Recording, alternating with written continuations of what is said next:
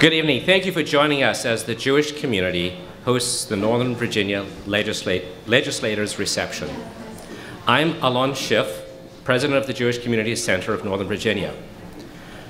Before my tenure, and more than a decade ago, this program started as a joint effort of the JCCNV with our community's government relations advocate, the Jewish Community Relations Council of Greater Washington. About 40 people and a small handful of legislators would come out to the adult lounge for an informal chat in advance of the Virginia General Assembly session. Well, I think we've come a long way. As you can see, we have a larger audience and a large number of elected officials who will be speaking here tonight. So I don't want to stand in the way of a full program. I want to simply thank you all for being here. Your voices and your numbers illustrate that our community votes, it cares, and it advocates. Thank you for being a part of it. At this point, I'd like to turn the floor over to JCRC's Northern Virginia Commission co-chair, Stephen David Stone, to start tonight's program. Thank you.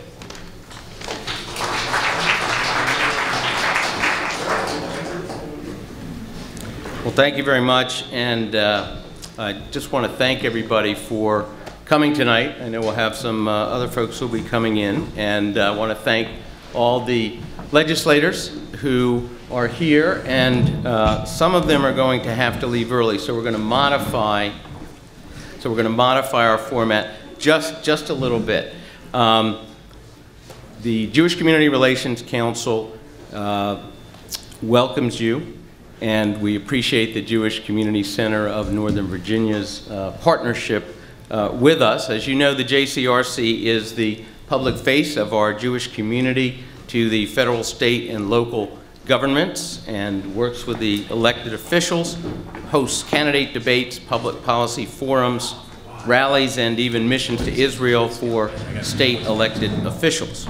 But each year, our state legislative advocacy really kicks off with this event, which all of you have continued to make successful throughout the years. So let me go through how we're hoping the evening will proceed. We're going to have Debbie Linick, who is the Virginia and DC Director, unveil, if you will, the JCRC's platform for advocacy in the upcoming session of the Virginia General Assembly that'll run from January 9th through the end of February.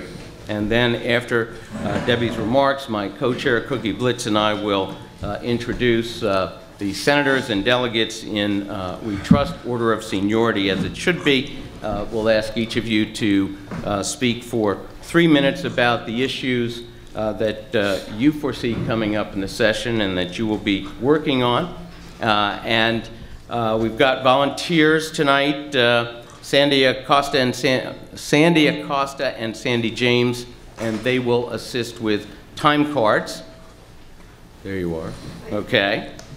And then we will get to questions.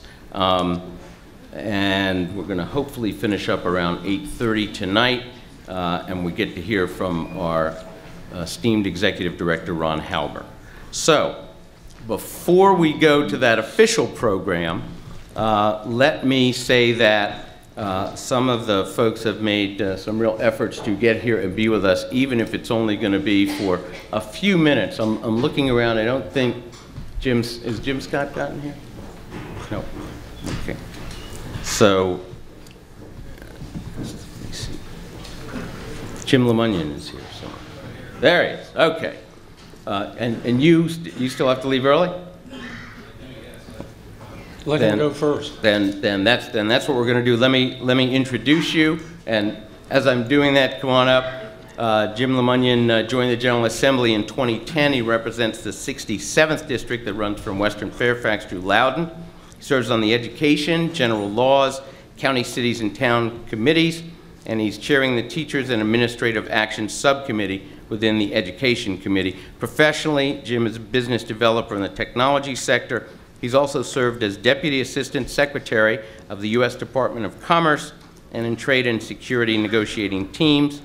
and in the legislature, he focuses on our Northern Virginia issues. So, Jim, we're glad you're here. We're sorry you have to leave early, but the floor is yours. Well, thank you very much, and I appreciate your allowing me to speak and then head to another event. As was mentioned, I represent portions of Fairfax and Loudoun County, and one thing that happens when you have overlapping jurisdictions like that is you get invited to a lot of events. And so I appreciate your allowing me to leave early. I am going to catch the latter part of an event in Leesburg yet this evening. And I also appreciate the most junior member here going first ahead of these other people who are far more senior than I. And I was able to look at your legislative agenda as it came by email. I want to thank you for that. I know several of you come to visit us in Richmond. I hope you'll come by 419 in the General Assembly building, which is my office. And in looking through your agenda, what comes to mind is what I say to most groups. In fact, I can't think of a single exception. I'll be with you on some things, but not everything. And I try to be the kind of legislator that will try to find common ground and get things done for the common good of the people of Virginia. Whether you're a Republican or a Democrat, or whether you're from Northern Virginia, Southwest, or somewhere else. So thank you for doing that. I'm going to hopefully not preempt what others will say, maybe go into more detail on some of the issues, but I'm expecting, and I think the governor's more or less said this publicly in general terms, that transportation and education will be his big thrusts for this General Assembly session. I'm delighted to know that, because when I ran first in 2009, those are the issues I ran on. They're my reasons for being in public office. They continue to be. As was mentioned, I have the privilege of chairing one of the 4 education subcommittees, one on teachers and administrative action, and it looks like a lot of the governor's agenda is going to be headed our way. So it's going to be a very busy session, especially since it's a short session. But if you have particular views on education issues, I would be delighted to visit with any of you between now and the time the session starts. I see the red card is up, so I'm going to thank you for your time and attention and look forward to staying in touch. Thank you.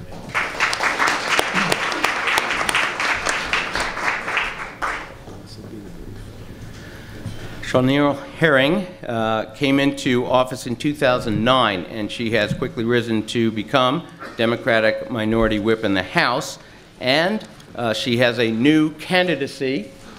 She is running to succeed Brian Moran as the new chairman of the Virginia Democratic Party. Charnel's 46th district is within the city of Alexandria. She's an attorney by training and has often spoken on human rights issues and been a unique voice for the vulnerable. And she has shared many of her experiences as she has come up through the ranks. And she serves on the Courts of Justice Committee and Science and Technology Committees. My privilege to introduce Delegate Herring. And thank you all so much and giving me the opportunity to at least speak to you. I've been here every legislative reception since I've been elected, and this is an event I thoroughly enjoy. Love the food, I have to say. So, and I asked what the meat was, so I'm getting the recipe from one of my constituents, and so I'm good to go. Needless to say, everything on your legislative priorities and agenda I share. I share your values. For next year, I mean, some of my bills that I put in every year because I just believe that they're fundamentally the right thing to do. Those who have served their sentences in time and they are felons but have paid their debt to society, I think that they deserve a right to have the opportunity to be full participants in our society without the stroke of the governor's pen. Admittedly, this governor has done better than other governors in the past with respect to restoration of voting rights, but what happens with the next governor? It should not be that way. So my bill will basically provide the General Assembly the power to decide what they want to do with the restoration of rights. And hopefully we can take a small step forward when we talk about perhaps nonviolent felons getting their rights restored automatically after serving their debt to society. I'll just say for this next year's General Assembly session, and what I'm sure you'll hear more, you know, some of the high points are going to be, for example, uranium mining. I expect to be a top issue, as well as what we're going to do with the health care exchange. And hopefully that we will not have divisive social issues being thrown at us.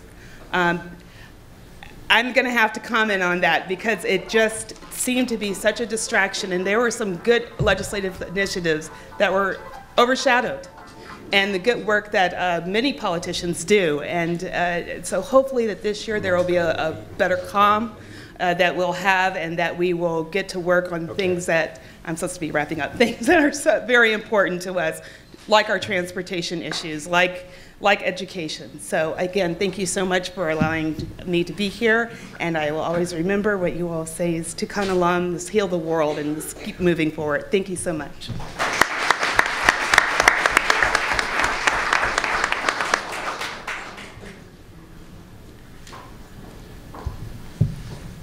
Delegate Jim Scott, I know, has to leave early. Also, he's represented the 53rd District that comprises the Merrifield area of Fairfax, parts of Falls Church, since 1992. And prior to that time, he was on the Fairfax County Board of Supervisors, and before that, the distinguished position of high school educator. He serves on the Privileges and Elections and Appropriations Committee, including the subcommittee assignments that fund elementary, secondary, and higher education, technology oversight and government activities, as well as transportation. Jim has earned numerous awards from the Virginia Housing Coalition, the Northern Virginia Technology Council, Leadership Fairfax, Volunteer Fairfax, and the Greater Merrifield Business Association for his service and leadership, for which we thank you.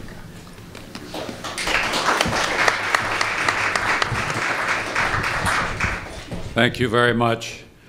Great to be here. Sorry I have to leave early.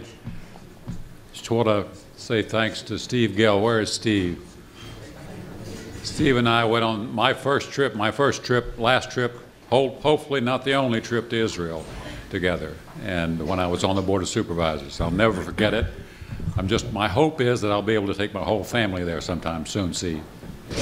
Great to be with you tonight, and I've looked at your program. It certainly is the kind of thing that I would expect to see from the Jewish Community Relations Council. A lot of major problems facing the Commonwealth. Two of them are, of course, transportation and health care. Transportation, Dick and I and several others were at a session with Vivian, Tim, this morning, listening to the builders and contractors. They're interested in transportation. I'm interested in transportation.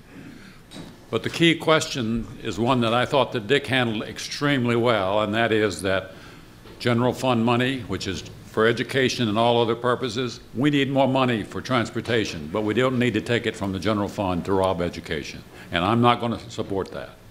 Let me say that right up front, and I feel very strongly about it. The other thing that's facing the Commonwealth, of course, is what to do about health care, and I suspect everybody here tonight will talk about what are we going to do about health care and how are we going to deal with the Obamacare. Well, let me say this. What we do know is that we've got millions of kids and individuals who don't have adequate health care in the United States. And we also know that the Affordable Care Act was found constitutional. The question is, are we going to be able to implement it in a fashion that will ensure that our hospitals and our citizens are adequately provided health care and can get it when they need it. Now, I think most of you know that health care is important to me because I worked for a long time for a noble health system. But it's not only important for me for that, but because I have a family that's going to rely on increasingly on health care. And I think that we all understand that that is a critical issue that we need to face together, not separately.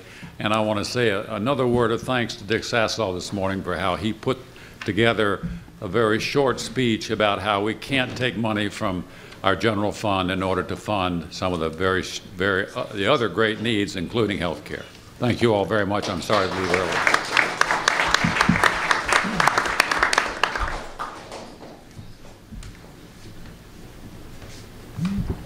Okay, I think one more. Delegate Vivian Watts. Well, a longtime friend. She had her first term in the House of Delegates in 1982 when she was 3 years old. And She returned to the House after serving as Governor Belisle's Secretary of Transportation, 1986 to 1990. Her 39th district in Central Fairfax includes much of the Annandale region, and she currently serves on the Courts of Justice, Finance, and House Science and Technology committees. And through, I think, most of the 90s, she headed up the Fairfax County's court-appointed special advocates organization for abused and neglected children. So it's my privilege to introduce Delegate Vivian Watts. Thanks. Good to see you. And the knees still work when I go down the stairs. That's the most important thing.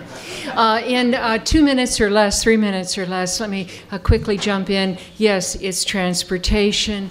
Yes, it's also the economy, and therefore the general fund.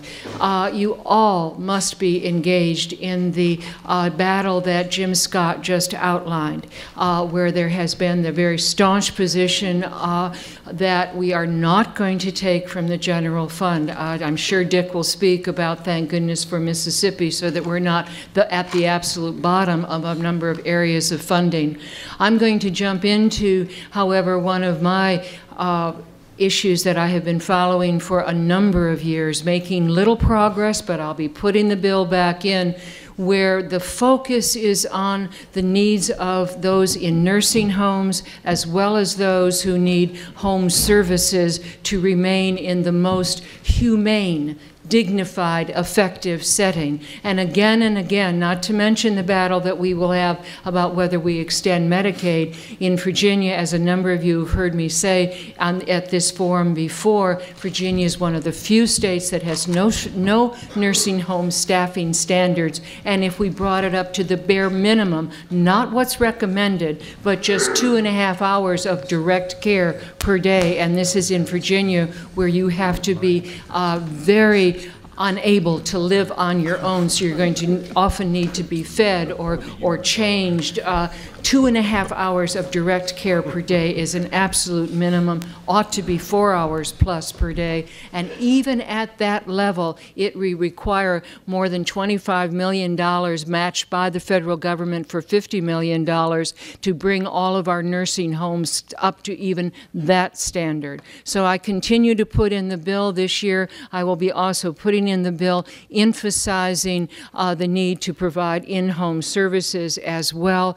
And yes, it is balanced out I was one of the few who voted against the total repeal of the estate tax for estates over $5 million taxable, estates preserving family businesses and farms. And so this is why it seems such a natural that if we really want to help at the later years in life, we ought to be looking at the needs of our senior citizens. So unusual, I haven't talked about transportation, but obviously I am extremely concerned, and I'm going to take 1/2 second to say, also be careful about any proposals that come out of the general fund, because that's just out of Virginia taxpayers, not out of the 30% that use our roads who do not live in the state. And also it comes much more out of Northern Virginia than the transportation funding, which is at only about 2/3 of the hit on Northern Virginia that the general fund is. Thank you very, very much, Steve, for letting me leave. Thank you. Okay, so I know Senator Saslaw has noted who's left early, and if any of them wins the lottery tonight, so we're going to take half of that and give it into the General Assembly because they left early. So let me bring up Debbie Linick, who is our Virginia director. She also does D.C., but we love her here in Virginia, and she's just been a tremendous force for organization and change. So please come and present the agenda.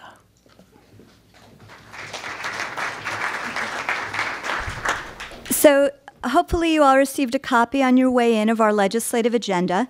One of the questions that we always get is, well, how the heck do you develop this legislative agenda, and why didn't I write that? Because I'm Jewish and in the Northern Virginia Jewish community. So I'm happy to give a little brief of the question of why and how do we come to a legislative agenda, and then talk to you about what the issues are. We have a fabulous partnership here. So it's been my privilege to be on staff since 2004.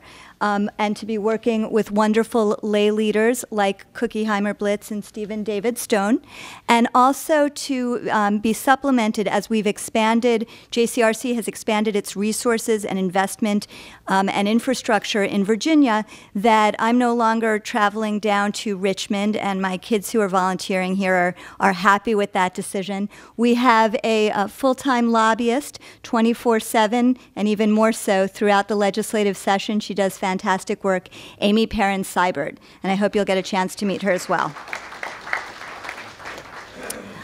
JCRC has a raft of public policy statements that we have taken over the years.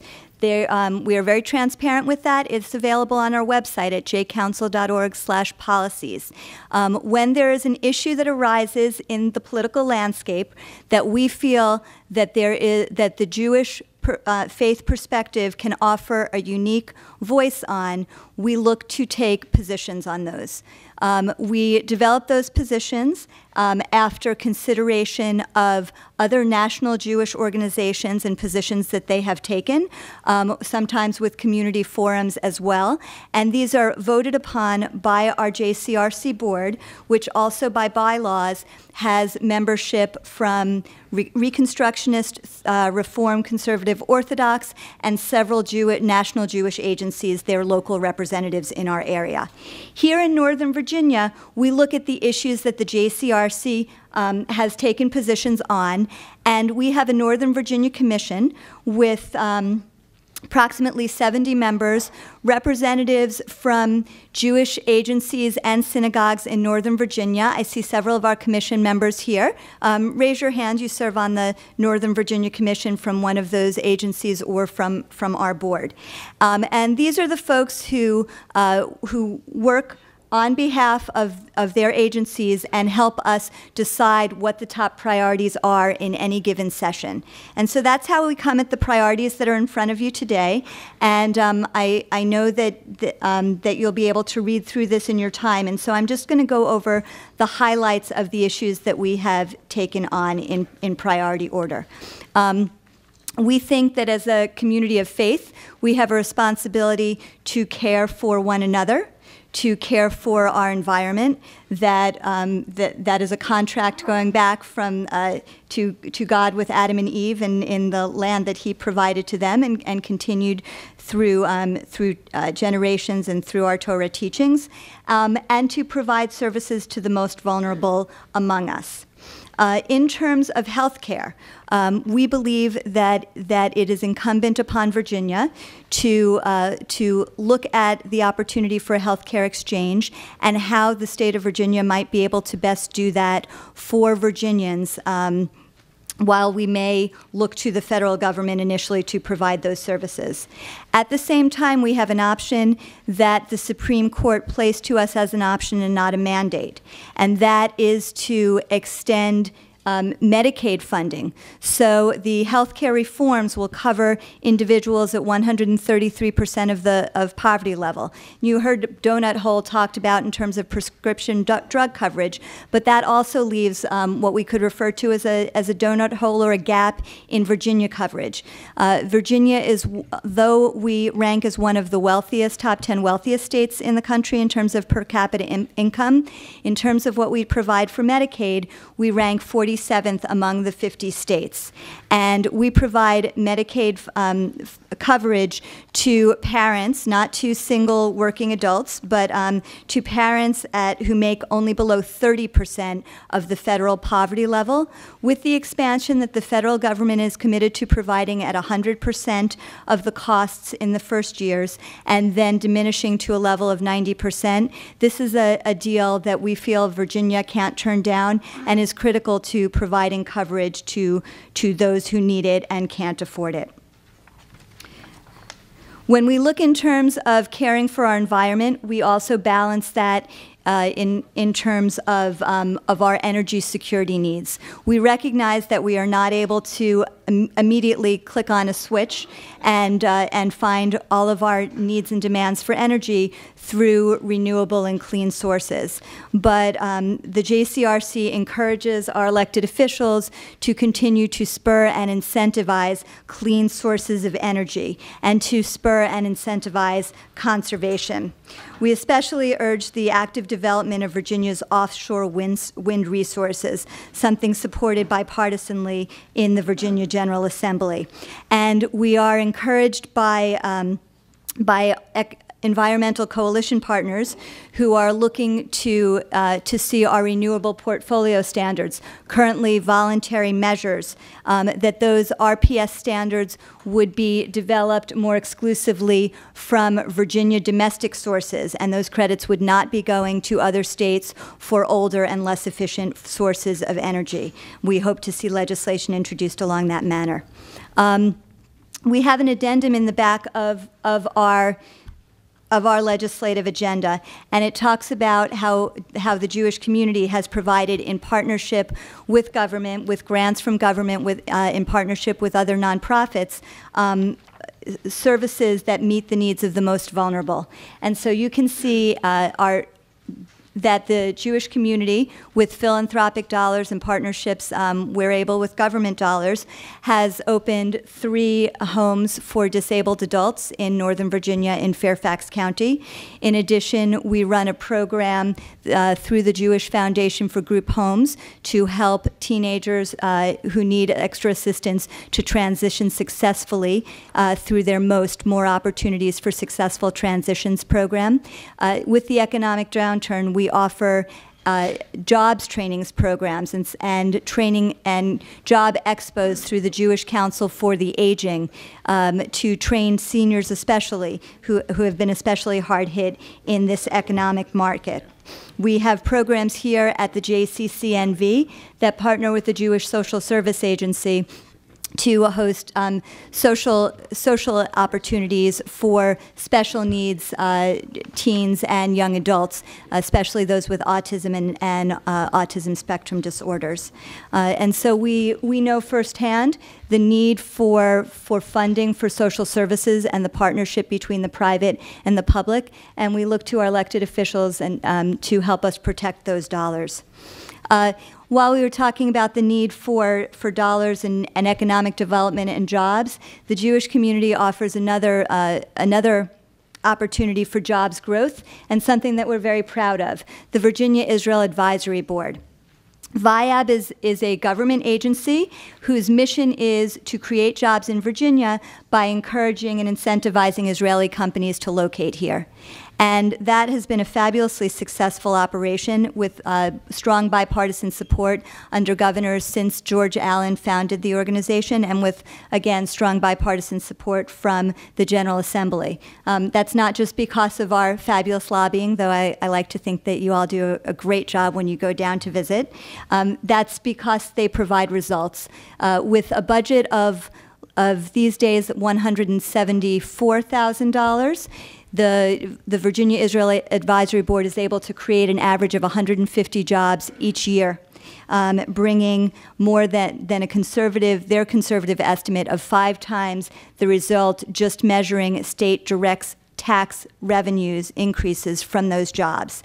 VIAB has some particular successes this year, and I'm just going to call, and in these recent years, and I'm just going to call your attention to the fact that if you are purchasing Sabra hummus, you are doing a good job for Israel, you are doing a good job for Virginia.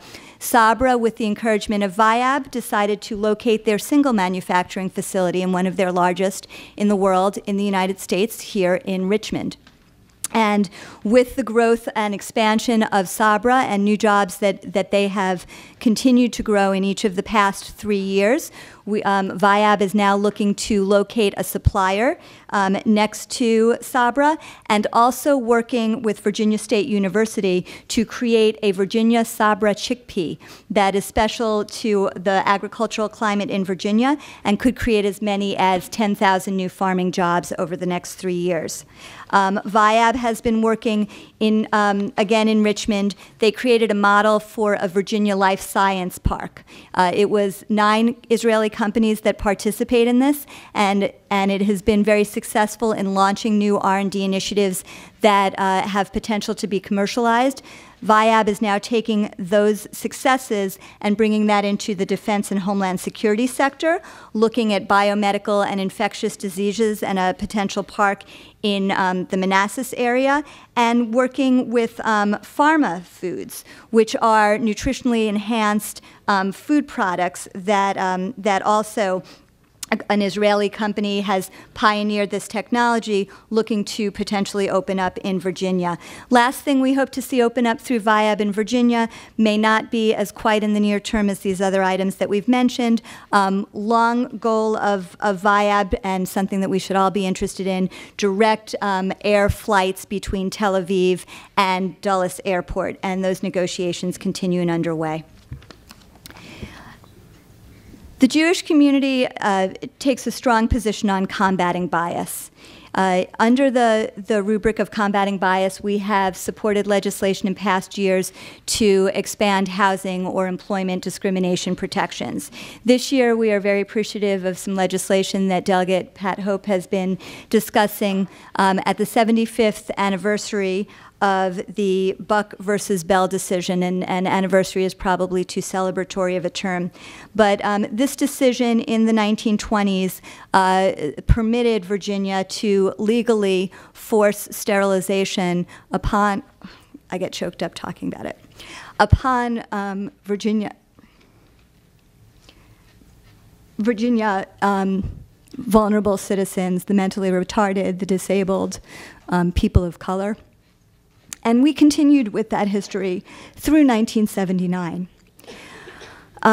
Governor Warner issued an apology at the 75th anniversary. Virginia was not alone. 30 states in the United States participated in these practices. It is something that is little known in our history. It is something that is in the Virginia curriculum, but because and it is something that's taught through the Virginia Holocaust Museum, because these eugenics policies that were developed in the United States were the precursor for the Nazis' policy of Aryanization. So although this is taught at teacher training institutes through the Virginia Holocaust Museum and is part of our curriculum, because it's not in the standards of learning, it often does not make it into the classrooms for our students, and that is also something that we are hoping to see changed in the future. The JCRC also looks for a generous policy towards immigrants. While we recognize the role of the federal government in providing funding and in setting immigration policy, we also recognize the importance of providing emergency and critical human services like health care and education, regardless of immigration status. The last two areas that I will mention before I turn the floor back over to our elected officials is the JCRC and the Jewish community plays a leadership role on issues of First Amendment religious freedoms, of explaining where the line is in separation between church and state as that line does shift over time. We know that we will be seeing legislation again this year memorializing Congress. That's a fancy way of saying the General Assembly writing a memo to Congress asking for an alteration to the First Amendment of the Bill of Rights. Needless to say, we feel that the Bill of Rights has served us proudly, and we would like that to not be amended. We also expect to once again see this year something dubbed anti-Sharia legislation. We stand with the Muslim community and the interfaith community. There are other Christian denominations that would also be impacted. This looks to to broaden the definition of foreign laws and then restrict the application of those foreign laws in U.S. courts. And where this could have unintended consequences, such as that the Chamber of Commerce pointed out when these bills arose last year in the General Assembly, may be to impact choice of contract choices for international companies looking to do business here that also do business abroad. It also affects our Jewish community in the fact that that gets or Jewish documents around matrimony and divorce can currently be viewed. Those documents can be viewed and considered by the courts, and that would be impacted by this legislation. And one of the points that we hope to make with our legislators as these bills arise again this year. The Jewish community feels that the government does not have a role in restricting reproductive choice, and as bills continue to come up on this issue, we will also keep our community informed and look for your voices to speak to your legislators. Cookie, thank you, and I turn the floor back over to you and Steve. Okay, well, thank you, Debbie. Excellent summary and outline. I'd just like to take 1 second to recognize a few people who are either here or on their way here. I hear the traffic is not very friendly tonight. Mel Chaskin, who's chairman of the Virginia-Israel Advisory Board, and I'm not sure if there you are. Thank you, Mel. Miriam Katz, director of the State Government Relations, and Oren Marmorstein, diplomatic head of regional affairs, the Embassy of Israel, who I believe will be here shortly. Debbie Fisher, Chief Operating Officer, the Jewish Foundation for Group Homes, who I know is over there. And David Gamses of the Jewish Council for the Aging. So thank you for being here, and thanks to all of you for being here. You can see we're going to be very busy this session. Pre-filing of bills has already begun, and over 400 are currently listed. JCRC is tracking 40 of those bills that pertain to our top priorities. Let's hear now from our legislators with a preview of the bills they'll be introducing, what they're concerned about, what direction they think will be going in the 2013 General Assembly. And I will start with Senate Minority Leader Dick Saslaw, who was first elected to the Senate in 1980 after serving 2 terms in the House of Delegates. Follow redistricting, Dick represents areas of Alexandria, Fairfax, and Falls Church. He serves on the Education and Health Committee, Finance, Rules, Commerce, and Labor, as well as Courts of Justice, and as a conferee in negotiating the Virginia budget since 2008. For several years, he was the only Jewish member of that 40-person chamber and was a defender of reproductive rights, fair treatment of immigrants, and other vulnerable communities. Dick is a longtime small business owner. His priorities are working to improve public education, maintain a business-friendly climate, and find solutions to the ever-present transportation problems. Thank you. Thank you. Can you hear me? Thank you all for hosting this. As it was pointed out, I've been this January, I'll be starting my 38th year, and it gets even better. That's 38 years, and I've never been indicted. Okay? Not a lot of people can say that in this line of work.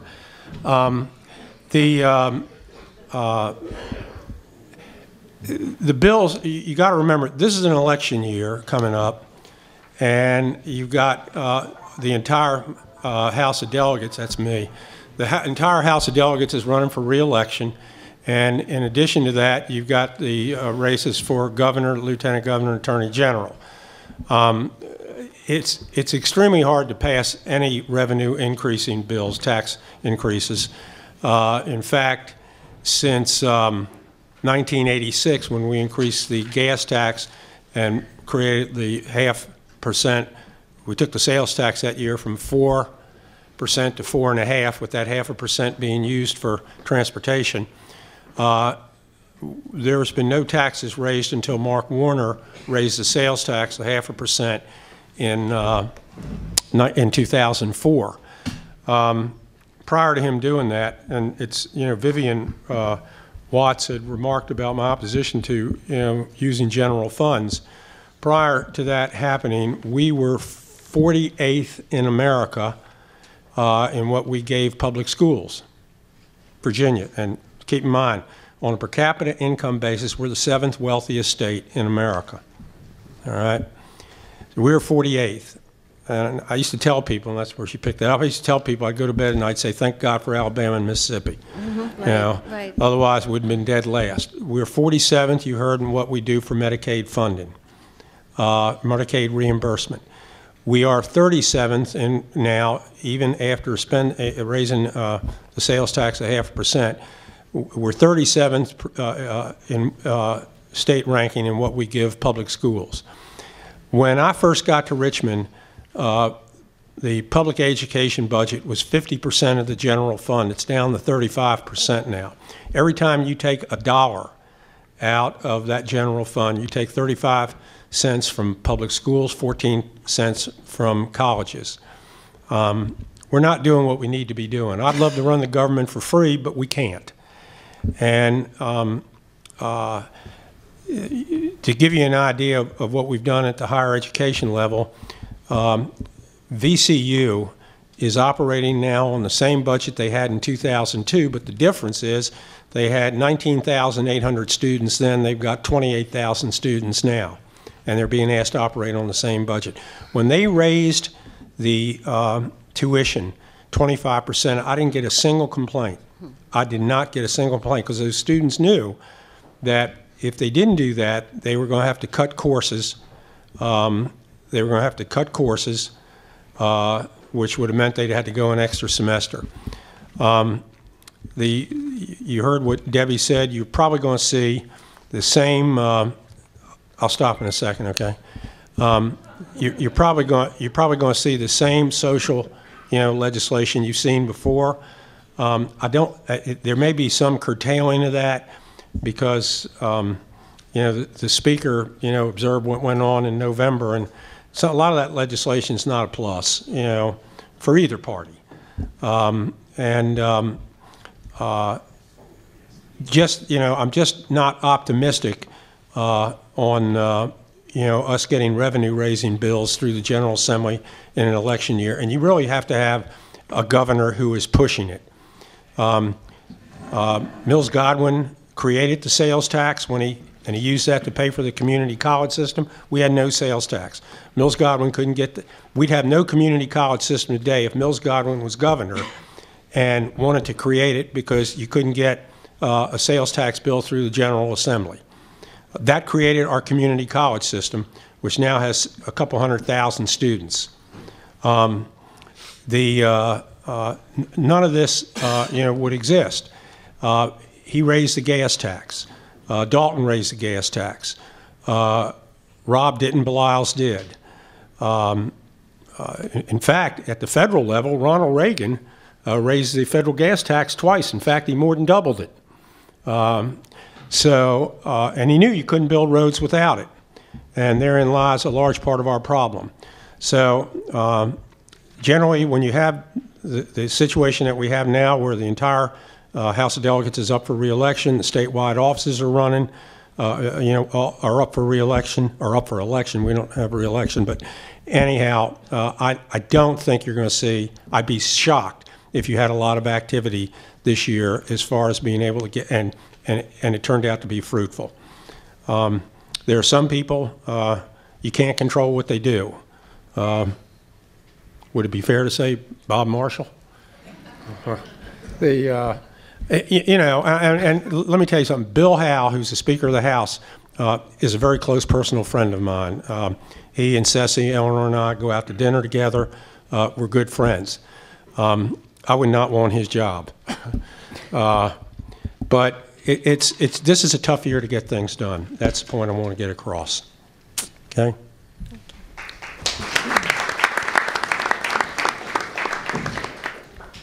Senator, as you know, they're clapping for you and not for the prognosis. I figured as much. Yeah. I'd like to introduce Senator Chap Peterson, who began serving the 34th Senate District in 2008 after serving in the House of Delegates. He defeated incumbents in both his House and Senate runs in districts that are centered around the city of Fairfax, and district now includes where we are right now, absolutely, the Jewish Community Center of Northern Virginia. He's an attorney and serves on the Privileges and Elections, General Laws and Technology, as well as Agriculture, Conservation, and Natural Resources. And he has been involved in legislation to protect our environment and energy policies and expand access to higher education. Senator. Well, thank you. And first of all, I want to, how many folks were here when Tim Hugo and I had our debate about 2 months ago? Anybody? Nobody? Okay. Well, we had a debate here. I see one person. Thank you, Mel. We had a debate here, and I like to think it actually kind of turned the tide for Obama in Virginia, but unfortunately that has not been acknowledged by the administration. But the bottom line is blaming that campaign on yeah. Something did it. Anyways, I want to thank you all for hosting us, and that was a great event. And thank you for having us here. I do represent the 34th Senate District, which by and large is centered right in the middle of Fairfax County, although it's shaped a little bit like a chicken. This is kind of the breast right here. There's the head up around Vienna, Dunloring, and the tail feathers go all the way out to Centerville, Chantilly. So anyways, Dick kind of summarized, and I don't usually like to counter him too much in public, but yeah, I do actually. I will be putting some bills in. I'm, as all of us are, I'm a part-time politician. I'm a full-time attorney. This is my law partner right here, Scott Survell. And so I really don't focus on a lot of political issues until we get within 30 days of the session. And now we're starting to get there. So I've started to put things into drafting form. I'm starting to think more about the issues and kind of focus on what we want to accomplish. The number one issue for me, as our economy is kind of gotten back on its feet. We haven't talked about fiscal cliff, and I know we might get a question on that, but assuming that we all hold together in January 1, 2013, we're all still here, I still think transportation is the number one issue in this area that remains unsolved. And the fact that we do not have a sustainable state revenue, that we have relied on federal stimulus funding, which is by nature arbitrary, is a major problem, a long-term problem from us. And Dick went into a little of the details. Senator John Watkins of Chesterfield will be putting in a bill. I'm going to be putting in a bill that will be a little simpler. And one thing that I want to bring to the table, and I give credit to my colleague to the left here, Mr. Survell, is the representation on the Commonwealth Transportation Board, which actually distributes transportation money in Virginia. It's not enough, in my opinion, to simply raise taxes in Virginia for transportation. You also have to do systemic reform on how we distribute the money. And to me, that's something that needs to be a part of any transportation bill. And I will have a bill in that will try and couple those two items together. The details will be coming soon to a newspaper near you, but I have that. That's one of the bills I'm going to work on. I have a bunch of other bills. I will have some environmental bills, you know, some of the standard bills I've carried before, some with more success than others. Another bill I'll have in, Mr. Stone mentioned I'm on the P&E Committee, Privileges and Elections. I'll have in a constitutional amendment to restore voting rights for felons who have served their terms and return to society. You know, I'm not really much of a politician, but I am a historic scholar, or I try to be. And felonies have changed so much in my lifetime, where it used to be a felony was a capital offense under English law. And now we felonize so many crimes, and so people that commit a felony, oftentimes when they're younger, they serve the time, they serve the sentence, they're put back into society, and they don't get a chance to participate. They don't serve on juries, they can't vote, and I really think that's a stigma that in the long term needs to be addressed if they have rejoined society and become a contributing member. So that's a bill I'll have in along with some of the others. So I don't want to monopolize the time. I know a lot of you know me anyway and you're used to hearing me talk, but hi Marlene, how are you? It's great to see you, and Bruce, good to see you. And if you ever need to reach me, chap@fairfaxsenator.com. Thanks. Thank you. And welcome to Senator Adam Ebbin, who represents Virginia's 30th Senate District that comprises parts of Arlington, Alexandria, and Fairfax. Adam was first elected to the Senate in 2012, having served in the House of Delegates since 2004. His committee assignments include local government, as well as agriculture, conservation and natural resources, and the General Laws and Technology Committee. He is co-chair of the General Assembly's Progressive Caucus and a strong voice for cleaner energy, funding for mass transit improvements, and anti-discrimination protections. He has served as chair of the Virginia Commission on the Prevention of Human Trafficking and has passed important legislation to help end this little-known scourge in our community. He is also an alumni of JCRC's missions to Israel. Welcome. Thank you. let's see. Thank you for having me tonight, and thank you for your legislative agenda, which I embrace and am proud to be supportive of. Before I begin, I wanted to send greetings from Eileen Fillercorn, one of 4 members of the Jewish caucus, who's at her daughter's school banquet tonight, and asked me to send her regrets. I also want to thank the community for supporting the constitutional amendment that we passed just earlier this month, allowing the General Assembly to postpone sessions that would otherwise meet on Passover or other holidays, which was nice after having to sit there when we could have been having a Seder. So that was personally satisfying to me. And I wanted to ask, have you all heard about, I'm assuming you've all heard about the Affordable Care Act from Delegates Hope and Delegate Scott, so I'm going to not cover that. And I figured what I would do is talk to you about some of the bills that I intend to put in this session.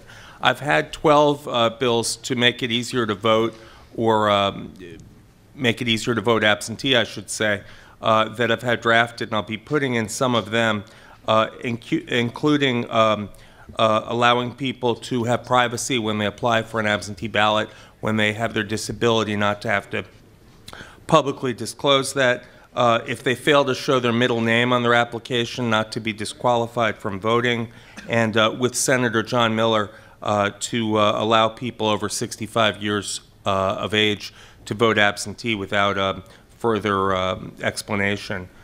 In terms of seniors, I want to see that they're notified of their right to return to nursing homes after a hospital stay. I want to see the generators are required for all nursing homes in Virginia. And I want to work further on human trafficking. We want to see that victims of human trafficking who are victims, which is the key word, be able to have convictions of prostitution as minors erased from their records. I have a constituent who actually was fired from a job with the federal government because she'd been trafficked in another state, and we don't want that to happen again. Along with Delegate Vivian Watts, we're looking into legislation that would allow victims to sue traffickers for civil damages. And I also wanted to let you know that along with Senator Don McEachin, we will be putting in a perennial bill which had passed the Senate before to require non-discrimination policies in state employment, which has been held up in the House of Delegates. And on that same topic, in 2012, we saw 2 actions which I thought were particularly disgraceful from the General Assembly. One from the House to turn away a qualified candidate for a judgeship based on his sexual orientation. Those who voted no will come up with a pretext, but he was turned away because he's gay. Fortunately, the Circuit Court did install him as a General District Court judge, which means we'll have a vote all over again, and hopefully not the same obstacles. Lastly, in 2012, the General Assembly made it law in the code to allow public funds for adoption agencies to go to adoption agencies that discriminate on any basis, including on the basis of sexual orientation, which is seen as the primary reason of that bill. And I'll just conclude on a happier note by saying that I'm looking forward to working with the JCRC to commemorate the 65th anniversary of Israel in an appropriate way. Thanks for having us.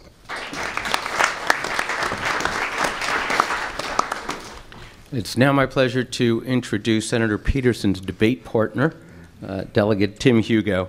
Delegate Hugo served in the Virginia General Assembly since 2003, and this is great about Northern Virginia. He's now the majority caucus leader for the Republican Party, so we like to have leaders on both sides and have them recognized from Northern Virginia. Delegate Hugo's 40th District seat covers Centerville, southwestern portion of Fairfax, and adjoining Prince William County. And in addition to his leadership role, Delegate Hugo is Vice Chair of the Finance Committee, serves on privileges and elections, transportation, commerce and labor committees. By profession, He works on technology issues at the federal level, and this is why we think he understands the critical role of the Virginia-Israel Advisory Board and that they play in developing the Virginia technology sector and other key markets. And I say that because Delegate Hugo has worked closely with the JCRC in recent years on VIAB funding, which we thank you for, and now we look forward to hearing from you. Well, hey, well thank you very much. I have worked with Debbie and Amy and Mel over the last 2 years on language that we put in the budget both years regarding VIAB. And there's a couple things that I thought on that. One, I think that's a personal issue. I think that, and we see this every day, and we see it exploding in the Middle East. I think the United States realizes that Israel is our only true ally in the Middle East. It's one of our great allies in the whole world, but our only true ally in the Middle East. But it is our true ally in the Middle East that is surrounded by countries who pledge to push it into the sea.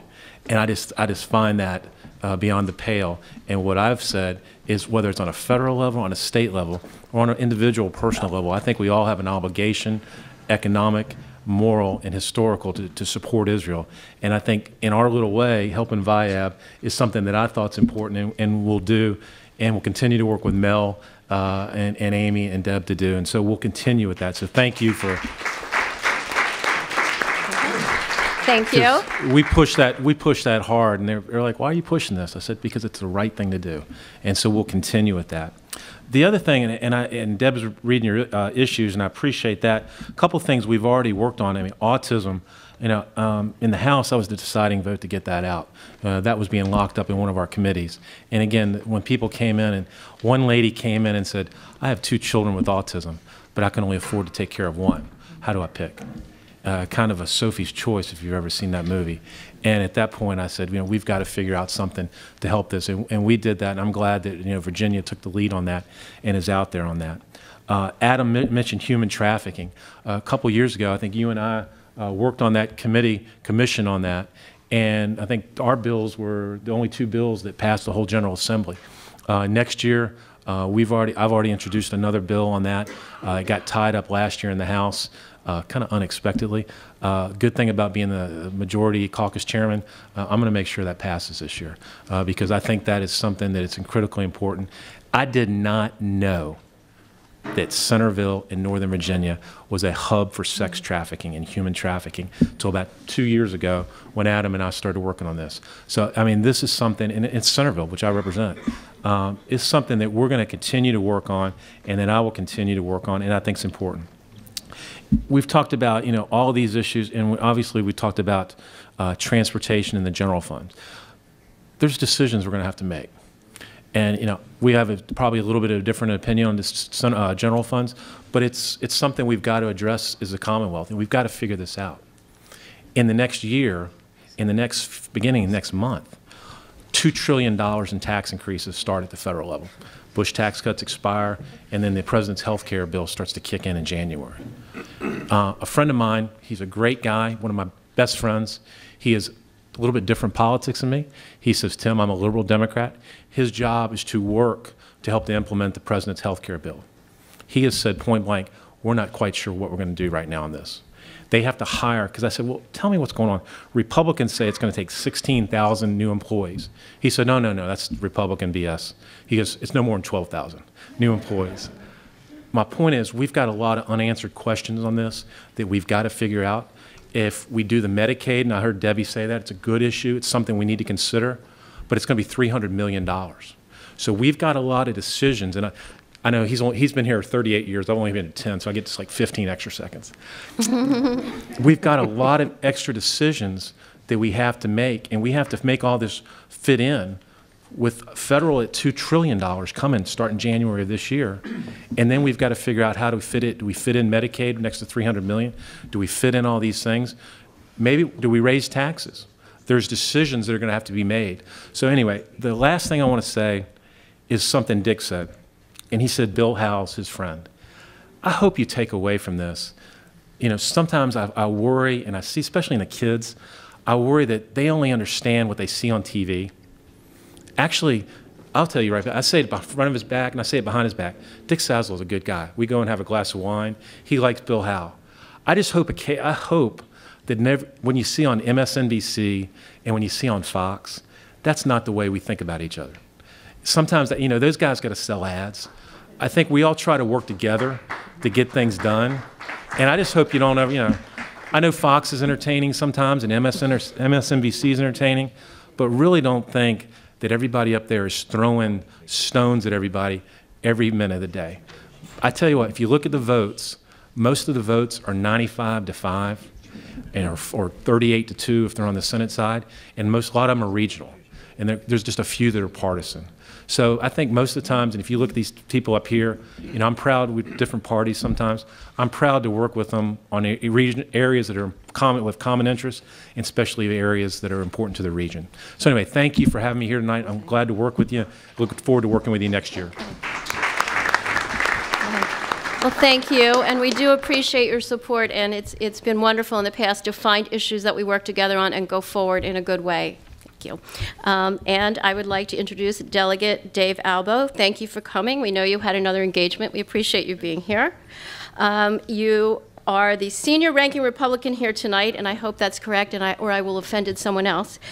First elected in 1994 to the 42nd District in the southern part of Fairfax County, including Fairfax Station. A lawyer by profession, he chairs the House Courts of Justice that reviews the lion's share of legislation every year. He's also a member of the House Privileges and Elections and the General Laws Committee. Welcome. Thank you very much. You want me to say something? Only if you like. Oh, no, I was going to say, has everybody talked? No? You're up. You're senior. Oh. Dave, we were talking about you. Well, how about I'll just save my comments for questions so we can talk about what you guys want to talk about. Okay, well, thank you. All right? Excellent. Thank you. Was that the best speech ever? Blessed be the brief. So I get to introduce Delegate David Bulova, who was first elected to the 37th District in 2006. And as we discussed coming in, somebody snaked a line, and he's represented the JCCNV until this new district, but we still consider him a representative of JCCNV area. He has a professional background in environmental planning and serves on the Agriculture, Chesapeake, and Natural Resources Committee, as well as General Laws and Education, and we welcome you once again. Marvelous. Well, thank you. Thank you very much. Does that work? Okay. It really is a pleasure to be here, and I'm assuming that I get Dave's lost time, right? Okay. Anyways, I really do appreciate the fact that you all have come out here, and I enjoy the dialogue, and I learn a lot from the questions. And I also appreciate the fact that so many of you come down to Richmond and take part of our public process. You know, depending on whether sequestration actually happens, this could be a very, very tough year. I guess it was about 3 weeks ago that we got word that Governor McDonnell had asked all agency heads to come up with a plan for how they would cut 4% across the board. And when we've been dealing with billions of dollars of cuts over the last 6 years because of the bad economy, you really are cutting into very, very core services. Not to mention the fact that we have a number of very big challenges ahead of us that are going to cost money. And a couple of those include the Department of Justice settlement that's resulting in shutting down our training centers and making sure that we're beefing up our community services for the disabled. We have a multi-$100 million effort to clean up the Chesapeake Bay that has to be done in 15 years under the EPA mandate. We are really falling behind on serving those with mental health issues, and there's a number of other structural issues that we need to be taking care of, such as our VRS system. And so sequestration couldn't come at a worse time for Virginia as we're starting to finally make a recovery. And so I hope that we're able to go ahead and take care of that on the federal level. As far as moving forward, you know, we're moving ahead with respect to jobs and the economy. That still needs to be our real focus. And there's two areas that are linked very directly with that. You know, number one is education, and you've heard a lot about education and the need to continue to fund that. And the other one, and it's related to that, is transportation, because we only got a limited funding pie. And so if you take money from the general fund for transportation, that ultimately winds up coming out of health care, winds up coming out of public safety, winds up coming out of education, and that's not a good thing. You know, I'm a little bit more optimistic about our chances for getting something through this year. I think this is a good year to do it, and I was very pleased. You know, I know that my Senator Peterson, who I share a lot of area with, introduced legislation or is introducing legislation. But the big piece of legislation that's getting a lot of talk about is from a Republican, Senator John Watkins, a businessman, who understands that we can't continue to operate the way we are without it ultimately hurting our economy. And so I think it's a thoughtful plan, and I hope it's one that both sides of the aisle give due credence to. I also want to talk a little bit about health care. I serve on the Joint Health Care Commission. There's going to be a lot of focus on health care. The biggie is going to be on the Federal Health Care Act.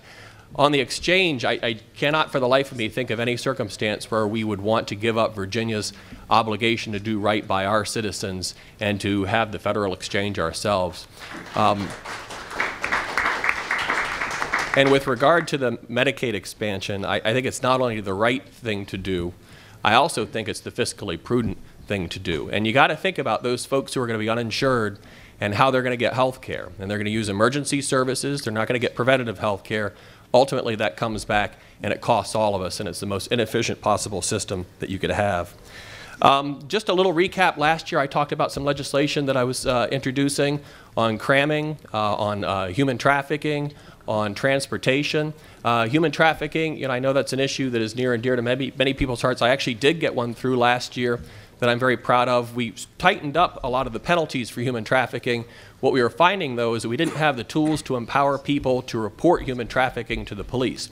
And so actually we now have a law that says that certain establishments have to post the National Human Trafficking Hotline so that you can anonymously report if you're being the subject of or if you think you've witnessed human trafficking. It's a program that's worked very, very well in Texas and other states.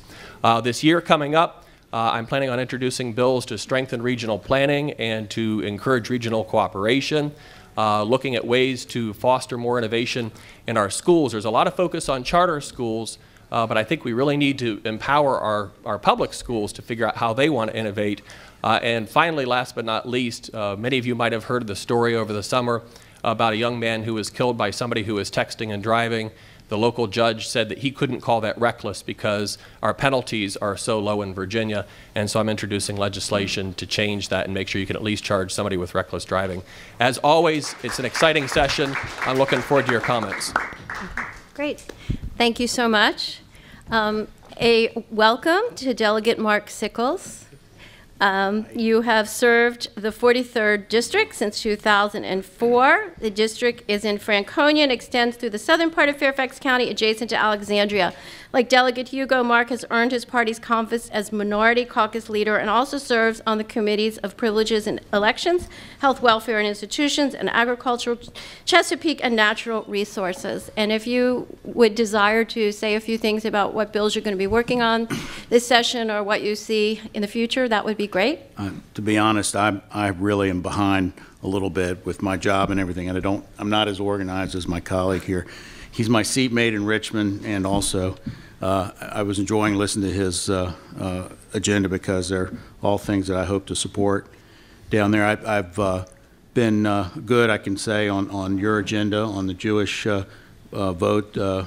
When you bring down your issues to us, I think I'm 100%. I try to be. I think we have worked together on a lot of things. I've worked to make sure that our ban on stem cell research does not prohibit the funding of stem cell research from federal resources. We cannot use Virginia resources because of the language we had to agree to.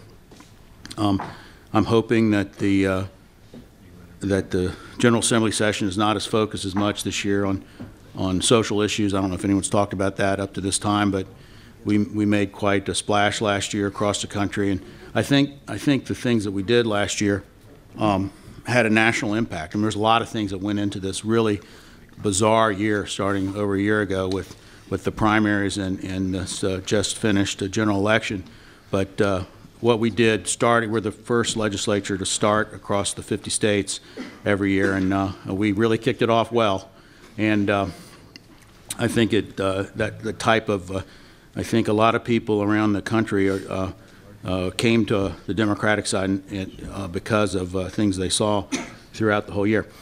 Anyway, I really am encouraged by the fact that there seems to be some acknowledgement that we have to put real resources into transportation, and we did pass a bill in 2007 that had real resources in it, and it was, the meat of the bill was struck down by the Virginia Supreme Court, and our side, and under the leadership of Vivian Watts and Delegate Tom Rust and I think Delegate Albo and Delegate May, tried to fix that bill so it was a constitutional facsimile or version of the bill that was struck down, but that hasn't gone very well. So it's good to read in the paper that people want to put in bills that have real money in it, because our resources have been eroded by inflation over these it'll be 27 years coming up next year since the last time we did a major bill. I'm on the Health, Welfare, and Institutions Committee, which will consider changes to Medicaid that will be stemming from the Affordable Care Act. Obviously, I support accepting the 100% money that the federal government is offering for the first 3 years, declining to 90%. And I just can't understand why, as the 7th wealthiest state in the nation, we would turn down money for our working poor and give it to states that are going to provide health care for their working poor. So I don't think that position against it is tenable and sustainable over time if it remains. But we do know the federal government has deep debt and deficit problems that they need to get their handle on. And you know, I think that's going to require trimming back some programs that have helped you know, maintain our senior citizen population in such a good. Okay, I got to wrap up now. So anyway, we got big problems. I hope to see you in Richmond. Come by and tell me what you need, and I'll try to do the best I can to help. And look forward to hearing from my senator, Adam Ebbin. Oh, you missed him? I thought we were going down the row here. Thanks. Okay. Pleased to introduce Delegate Patrick Hope, who has been in the House of Delegates since 2010 as the representative from the 47th District, which is Arlington, part of Arlington, and he has quickly made a name for himself in healthcare policy. He serves on Health, Welfare, and Institutions Committee, as well as Militia, Police, and Public Safety. And in addition, he serves on the Virginia Health Reform Initiative Advisory Council. Takes several breaths to say. Then that advises the governor on healthcare reform. And also, Delegate Hope, you inspired many in the JCRC, and you've heard Debbie speak about it, on the tragic history in Virginia of eugenics and forced sterilization. But we thank you for bringing that issue to the forefront. Thank you very much, and thank you for the opportunity to be here. I am delighted to be here, and I'm so happy to see this being part of your agenda, the sterilization eugenics issue. This is something that started in North Carolina last year, where they got a bill through their House and it failed in the Senate. And their bill would have given reparations, $50,000 to each surviving victim of sterilization. And as I looked into the issue, I didn't realize that all originated in Virginia. And most people think that associates eugenics and sterilization with Nazi Germany. Not so. It started right here in the Commonwealth of Virginia. It was our bill that Adolf Hitler modeled after his program in Nazi Germany. And from that, a number of states also used that same model law that started right here. And this is the 85th anniversary of the Buck versus Bell Supreme Court decision. And Carrie Buck, who was in Lynchburg, she was sterilized. She was sent there because she was living with a family, and she was raped by a family member, and as a result got pregnant. And to cover it up, the family sent her to the institution. And the thinking was that, you know, she was someone that was kind of loose and shouldn't reproduce, and that we were going to end this type of population, and she was considered to be undesirable. And that was the model that we did. We sterilized 7,500 Virginians during that home. I got to meet a gentleman named Lewis Reynolds, who was sterilized at 11 years old. A brick fell on his head, and as a result, he was having seizures. And that was his brain and his body's way of coping with that kind of blow to his head. He was sent to the institution in Lynchburg, and was sterilized. He was released, went on to serve two wars, serve his country. He's been married, but he can't have children. And he didn't know why he couldn't have children until his older brother told him that he was sterilized. Had no idea, and shouldn't have been. And Carrie Buck shouldn't have been, and a lot of people shouldn't have been. And so what this effort is to try to wrong a right. In 2002, Governor Warner did the right thing and issued an apology. But I think that we've got to go beyond just a simple statement of regret. It's time to turn that next chapter, and it's time to heal. And Virginia was ground zero where all of this occurred. And I think that's something that needs to be reflected, not just through this process, but through our history books.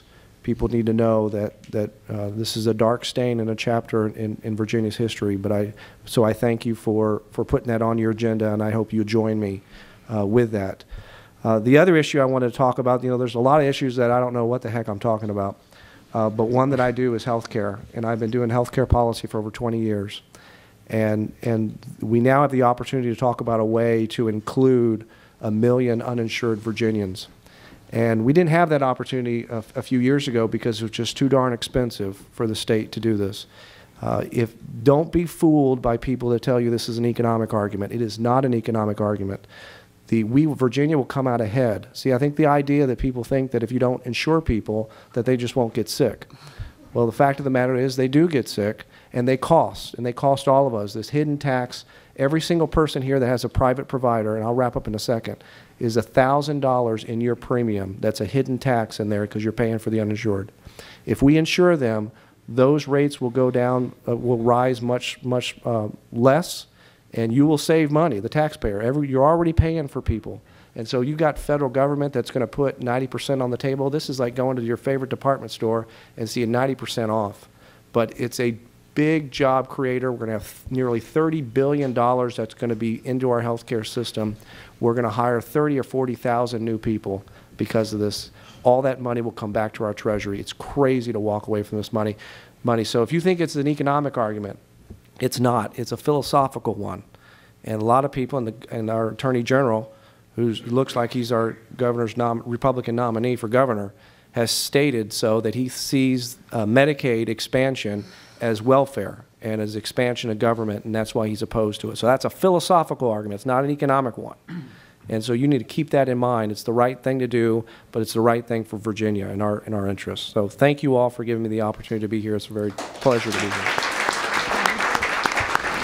These assignments allow her to remain a leading voice on issues such as environmental strategies, affordable housing, education, and the goods and welfare of children. So if you'd like to share a little bit what you look to do in this session and what you're concerned about, that would be great. Thank you. First, let me just apologize for being a tad late. I had another meeting in my sprawling district, and I had to go listen to about Route 7 and what VDOT was going to do in terms of expanding Route 7. So I'm here, and I'm delighted to be here. And I'm happy to share just a few thoughts about what I want to focus on and what I think will happen in the upcoming General Assembly session. We heard Delegate Hope's explanation of the health benefits exchange and the Medicaid expansion issues. I believe they will be in the forefront of most debates in the General Assembly. The governor has decided not to permit Virginia to actually shape its own health benefits exchange program. Right now, we're going to default to a federal framework, which sounds very silly. Especially when the Republicans have gone out of their way to say how much they loathe the big federal government, and now they're going to allow the federal government to shape something which is very important to many Virginians. We have about 1 million uninsured Virginians, approximately half of which would be eligible for Medicaid expansion, but the other half would be picked up in this health benefits exchange, and many, many small employers would benefit from that. So I know along with many of my colleagues in the Senate, will keep pushing to see if we can make progress in that area in spite of where the governor is. I come from a human services background, and local government background, and I know that organizations such as yours, along with local governments, are the safety net providers for our citizens. And I know you have to step up to the plate when services are not provided and you see the need. And Medicaid expansion is one of those areas where we would all benefit. We truly would. And in fact, you know, Virginia, as you know, has one of the lowest or most skeletal plan for Medicaid of any state in the union. There's one state below us. It vacillates. It's either Mississippi or Alabama. We cover the fewest number of individuals. We have the skimpiest reimbursement to providers, and we have a skeleton benefit package.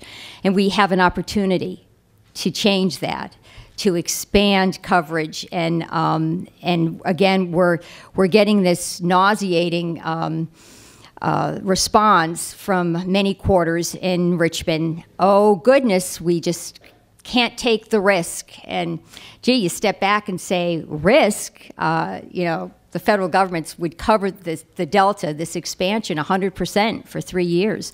And then by 2020, they would cover 90% thereafter. I don't know what risk they're talking about, but the hospitals and other providers are saying, look, we've already agreed to take a lower reimbursement rate for our disproportionate share population. We did this with the expectation that the state would expand Medicaid. So our hospitals, in effect, will be taking a double hit if we don't go to Medicaid, if we don't do the Medicaid expansion. Okay, I'll move right along to my legislative agenda. As I did last year, I'm going to continue to help community college students. I'm focusing on foster children, and helping them re-enter the system for independent living services, especially if they've had an experience with the juvenile justice system. I probably will be doing some environmental bills this year. We're still working those out. There are a lot of interest groups you have to bring together to ensure that you're aware of every issue that's going to come up before the General Assembly actually sees the bill. So I'm going to stay true to my values, and I do want to say I really appreciate the opportunity to work with all of you. I know you were down in Richmond. Some of your representatives were down in Richmond this past year. I think you were spot on with the issues, and you were great on women's health, women's reproductive health.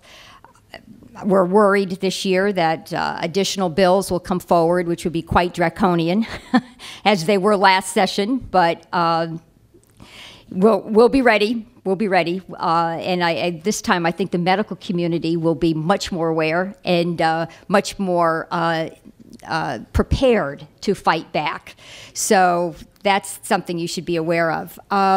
Lastly, I'll just say transportation seems to be getting a lot of attention.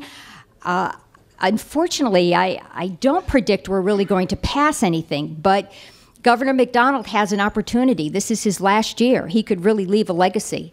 And if, in fact, we got a separate and dedicated source of revenue for transportation, it would make it so much easier for us to truly fund, you know, K through 12 education and higher ed and human services and all those other things that are so important.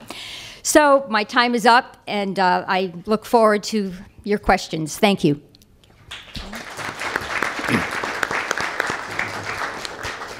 Delegate Scott Servell entered the legislature in 2010. He represents the 44th District, which is the Mount Vernon area. Scott serves on the Counties, Cities, and Towns Committee, as well as Militia, Police, and Public Safety, and Science and Technology. He is a wonderful trial attorney. Good plug, right? Thanks, Steve. Very active in the Chambers of Commerce. And he has been involved in a lot of areas, so we'll see what he talks about tonight. He's been involved in transportation, in quality education, in the needs of social services. So tell us what you're about this year. No, thanks, Steve. I appreciate the introduction. It's always good to be here. One of the things I love about coming here is your food. You give me hummus and falafel, I'll vote any way you like. So, wow. I come from the Mount Vernon part of Fairfax. I see a couple of my constituents here. The Jupiter's in the back. One of my favorite volunteers, John Talaris. Anybody else from Mount Vernon here tonight? Oh, good. I'm going to come back and say hi to you guys later. It's always hard for folks from my part of the county to get here to the middle of Fairfax County, but my part of the county is a very unique place. A lot of people think that Fairfax County is this sort of rich and wealthy, very professional community. My district is, today, it's about 29% foreign-born. The Medicaid population in my district is 15%. Kay Corey and I are both tied at 15%. Some delegate seats in this county have a Medicaid population of 3%. There are 8,000 children in my district who receive their health care from Medicaid out of my 80,000 constituents. So if you meet a child, anybody under the age of 18 in my district, there's probably a 1 in 3, 1 in 4 chance that they're receiving their health care from Medicaid, and that's in Fairfax County. This Medicaid expansion is very important to me and to my district. If you look at the maps that the Medical Society of Northern Virginia puts out, my part of the county stands out in big, bright colors for the percentage of people that get their primary care from emergency rooms, from the people who are uninsured, and it's something that we desperately need to deal with. Medicaid is not a problem for the rest of Virginia. It's not an inner city problem. It is a Fairfax County problem, and that's going to be really high on my agenda this session. I'm going to hope that we really get that done. Another issue that I tend to focus on a lot is voting. Dave's had to listen to a few of my speeches now, long ones unfortunately, about my grandparents who moved to this county in 1935 from Brooklyn, New York. And my grandmother told me many vivid stories about being told to pay a poll tax, being literacy tested, being picked on at the polling places in Fairfax County because she was Jewish. And voting is very important to me, and it's something that I strive to make sure is available easily and to as many people as it can be. I've fought these voter ID things since the day I got in office. Last year was actually the third. They've been proposed almost 3 years in a row. They finally passed last year, but I've been an ardent in fighting against that. And I've already noticed that one person's already proposed legislation to reduce the number of the kinds of ID that you can present to take back the legislation that we already approved, the Department of Justice greenlighted. So that's going to be a continual fight. I am going to put in a constitutional amendment. If you can believe this, the Virginia Constitution actually says you have to give your Social Security number in order to vote. I think I got in an argument with somebody here last year about it because I didn't think it was actually in the Constitution, but she was right. And most states, you only have to put the last 4 digits, and a lot of people won't register because of that. So I'm going to put in a constitutional amendment on that. I'm going to continue to watch out for this legislation, I think, that picks on people that are new to this country because of the stories my grandparents told me. My district, as I said, it's 26% Hispanic, it's 22% black. I have a big Salvadoran, Bolivian, Mexican population, a big population from Ghana. And I think we need to welcome these people and not try and chase them away. I'm also going to put in a texting bill like just about everybody else here.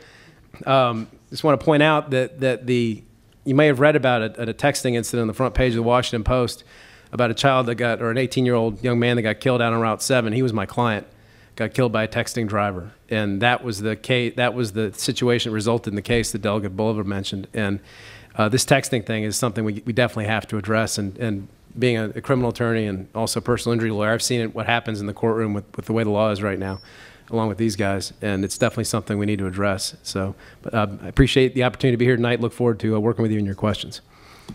Thank you. Thank you so much. It is my pleasure to introduce Delegate Alfonso Lopez, representative for the 49th District since 2012. His district comprises parts of Arlington and Fairfax County, and his committee assignments are militia, police, and public safety, as well as science and technology. He co-owns a government relations firm and has served in both Obama and Governor Kaine administrations, working in small business administration, and then as the governor's liaison to Congress and the federal government. With a background in environmental law, this is one of Alfonso's main focuses in the legislature, along with business development, education, and civil rights, particularly for those who are new to our country or have been here for a while and perhaps might still encounter barriers to their life here. Thank you.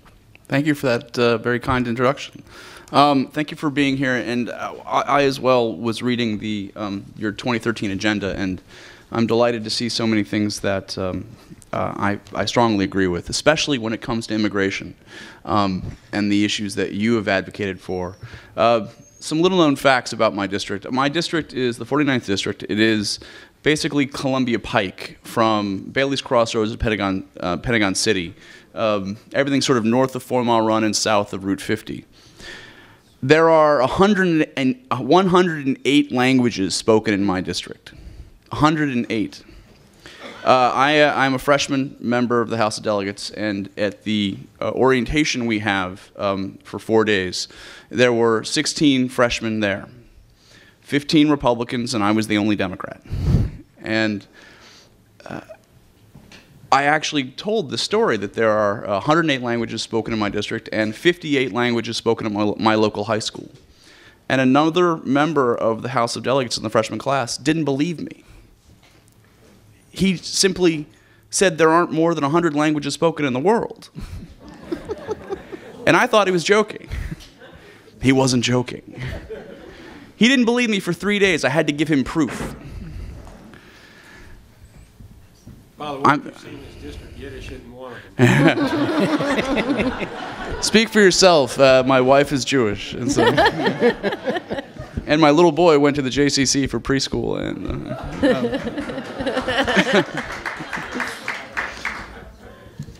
suffice to say that my district is the rich tapestry of Virginia as it stands today and in the future. We're not Virginia as it was in years past. And that demographic shift is growing. Just in the Latino community, Latinos now make up 8% of the population in Virginia. 8%. And here's a little known fact that actually I think says a lot and that will surprise a few people.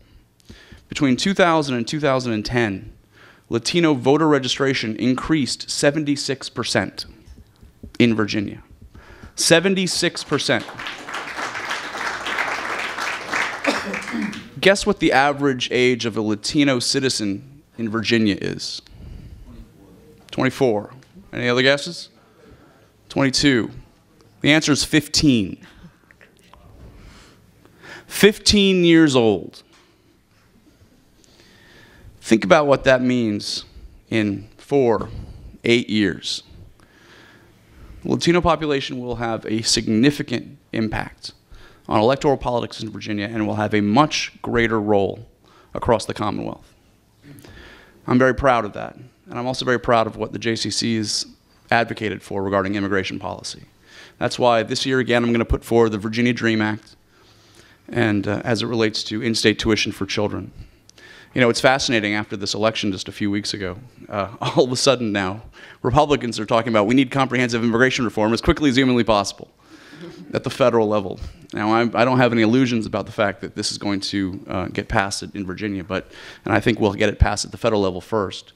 But that's something I'm going to always fight for. Some other bills I'm going to be working on, like everyone else, are no excuse absentee voting, which I offered last year, will offer again with some fixes. Small business size standards, bill of mine that got continued from last year. Several environmental bills regarding renewable energy standards and also renewable energy sales taxes. Also the stability of fuels as it relates to the State Corporation Commission, which I'm working with several folks in the Commerce and Labor Committee. I'm out of time, but I'm very happy to be here. I count many folks in this room as close friends, and I hope to work with you in the future. And please don't ever hesitate to call on me if I can ever be of assistance. Thank you.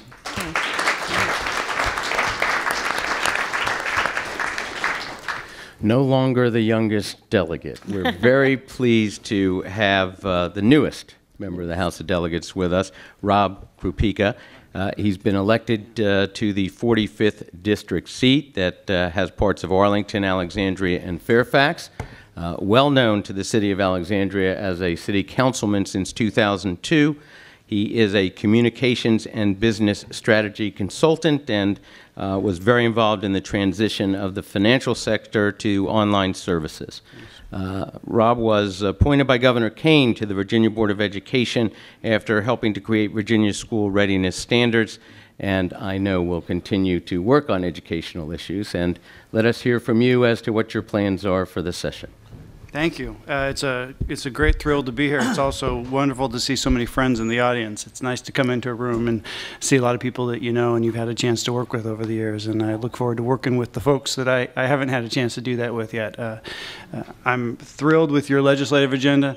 I don't have any concerns about supporting everything in it, and I'm looking forward to working with you on that. I want to talk a little bit about what I'm going to focus on and try to mix it up a little bit since I'm the last person speaking. Everyone's talked about how important it is that we improve our voting process in Virginia. I've got a few bills in that regard, and I'm talking to some of my colleagues about some alternative ideas as well. But suffice it to say, I just think it's reprehensible that in Virginia or anywhere you have to wait an hour, 2 hours, 3 hours to vote. And we need to be looking at our voting system as a service to the voters. How do we make it as convenient as possible for them, as opposed to how do we make it as difficult as possible for them? So I'm hopeful we can find some ways to accomplish that. On Medicaid expansion, I feel very strongly that this really is an economic or business issue. I think Delegate Hope made a great case for why it's a important values issue for the state, but I'd actually argue it's also a really important economic one. We spend millions of dollars every year in Virginia on people getting their basic care in emergency rooms.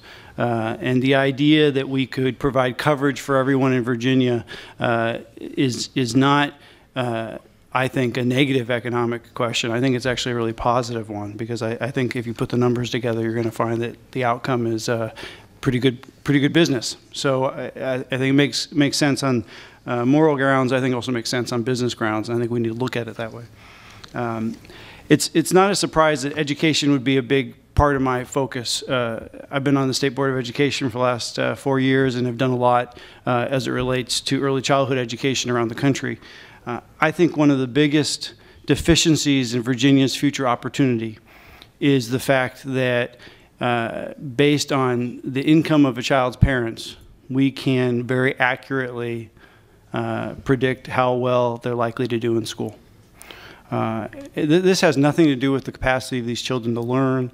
It has nothing to do with the capacity of them to succeed in life.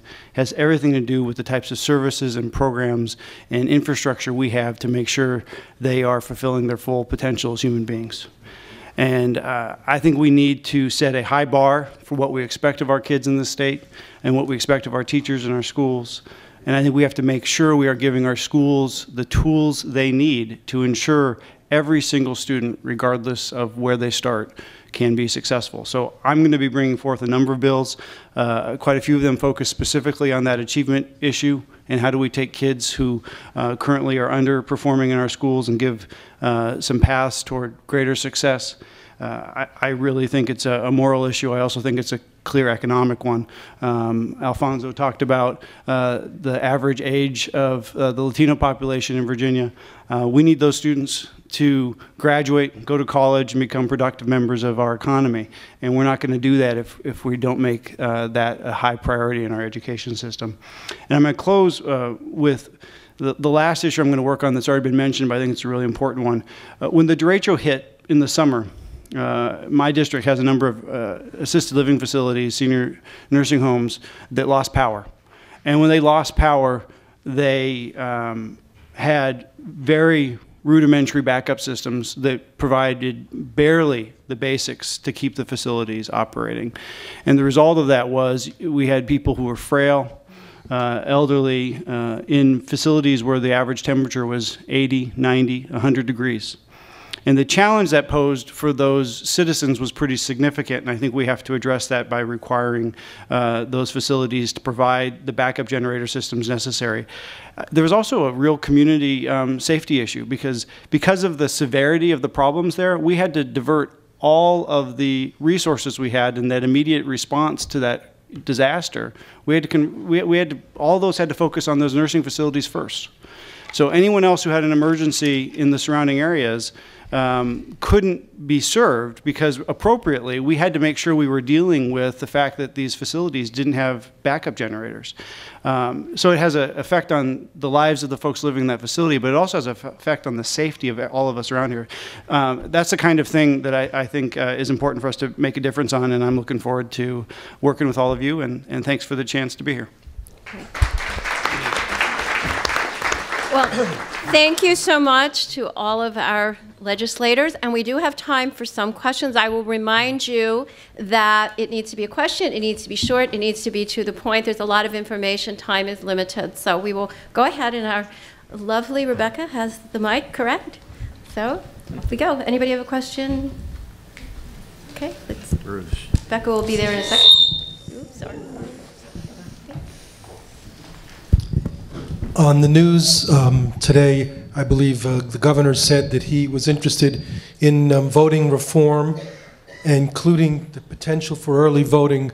What do you think the chances are for bipartisan cooperation to increase the number of opportunities for early voting?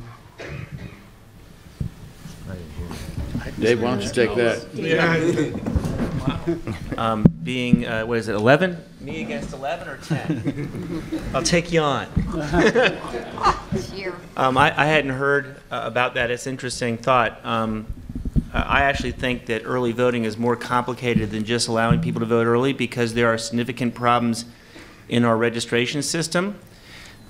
We found out that when a person goes to register at the DMV actually does a record check because they have the systems and facilities there to make sure that the person's Social Security number matches up with a Social Security number and do some backups. But when a person registers with the registrar, either in person or say through a voter drive, no one ever checks to see if Mr. X is actually Mr. X. The only check is that person has signed a form saying he promises that he's Mr. X. So some of us are worried that if you expanded early voting, you're setting up a system where someone could go create false identifications and then vote early and then go to their home state. Second thing is that right now in the United States, there's no way to find out when someone moves whether or not they've moved. If you move from Fairfax to Alexandria, the State Board of Elections knows to take you off the Fairfax list and keep you in Alexandria. But my brother moved from my parents' house 18 years ago from New York, and he is still on the voter list. And I always just keep it there to watch, to see when these lists get cleaned up, because I'll find out when his name's gone. Didn't you vote in your last election? Yeah. My brother is a big Democrat, so we asked him to stay in New York. So, I think if we do an early voting thing, it's got to be a package deal where some of the reforms we're looking at to make sure that the voting lists are more secure and more accurate are combined with expanded opportunity to vote. Bruce, I'm going to take a shot at this also because I know everyone is rightly unhappy with the lines that we had on this last election day, which is now 2 cycles in a row. And I stood, I had no choice. I was shaking hands, and you're talking to people for 45 minutes because they're not going anywhere. So I get it. I think there's a couple things that I would suggest. One is I'm going to put a bill in to have more voting machines per registered voters in the precinct because I think we need to have one. Listen, thanks. I mean, it's kind of obvious, so I'm happy to get the applause. Excuse me? And more poll books. But I think another issue is having the constitutional amendments at the same time that we're voting on the federal offices. We get more voters in a federal year, so yes, you get more federal participation, but by the same token, that absolutely makes the process longer. So it may be trying to get a different sequence might speed the process up. Let me say one thing about early voting, and you know what, when I run a campaign, I like to have sort of a beginning, a middle, and an end, and I try and sequence my message to the voters. And to be honest, if people are voting 30 days out, maybe if they're voting for me, I don't care, but by the same token, I want to have a campaign where people actually listen to the candidates before they just run out and cast a vote. So I'm a little bit reticent about people being able to vote before there's even a campaign. And so that is one reservation I have about early voting. I'll just put it out there right now. Senator Evan. Regarding early voting, when I put in a bill to allow what I would call no excuse absentee voting about 3 years ago, I did some research and I found out that Virginia was the only state in the country that had its polls closed at 7 p.m. and didn't allow early voting. So to me, we want to make it easier to vote, not harder to vote. And we've seen a problem in the Privileges and Elections subcommittees that deal with this, or I should say in the House, no offense to nearly every member on this stage, because they're not all the problem or consistently against this.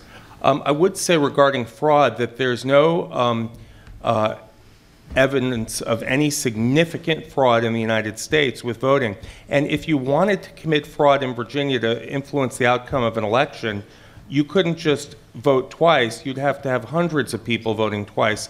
And even then, it probably wouldn't be enough, because that would be considered a very close election. We do have, are participating in a new program to match moves with other states. I don't quite understand how it works, but I went to the Electoral Boards Association meeting this summer in Northern Virginia, and they say they're working on that. I'm concerned even about that. I hate for there to be one Bill Smith in Virginia and another Bill Smith in Florida, and have one of them disqualified because of some extenuating circumstance. I don't think that's a big problem, although I would like to see our voter rolls cleaned up. If the governor's for this, I'm glad it'll be a big step forward. Let me just tell you something. There wasn't a single state that wasn't controlled by, that was controlled by the Democrats that this type of legislation was put in. It was obvious why. Let me tell you, Ray Charles could see through this. All right, it was put in. It was put in for one reason, and it didn't work. And I'll tell you why it didn't work. In every single state that it was put in,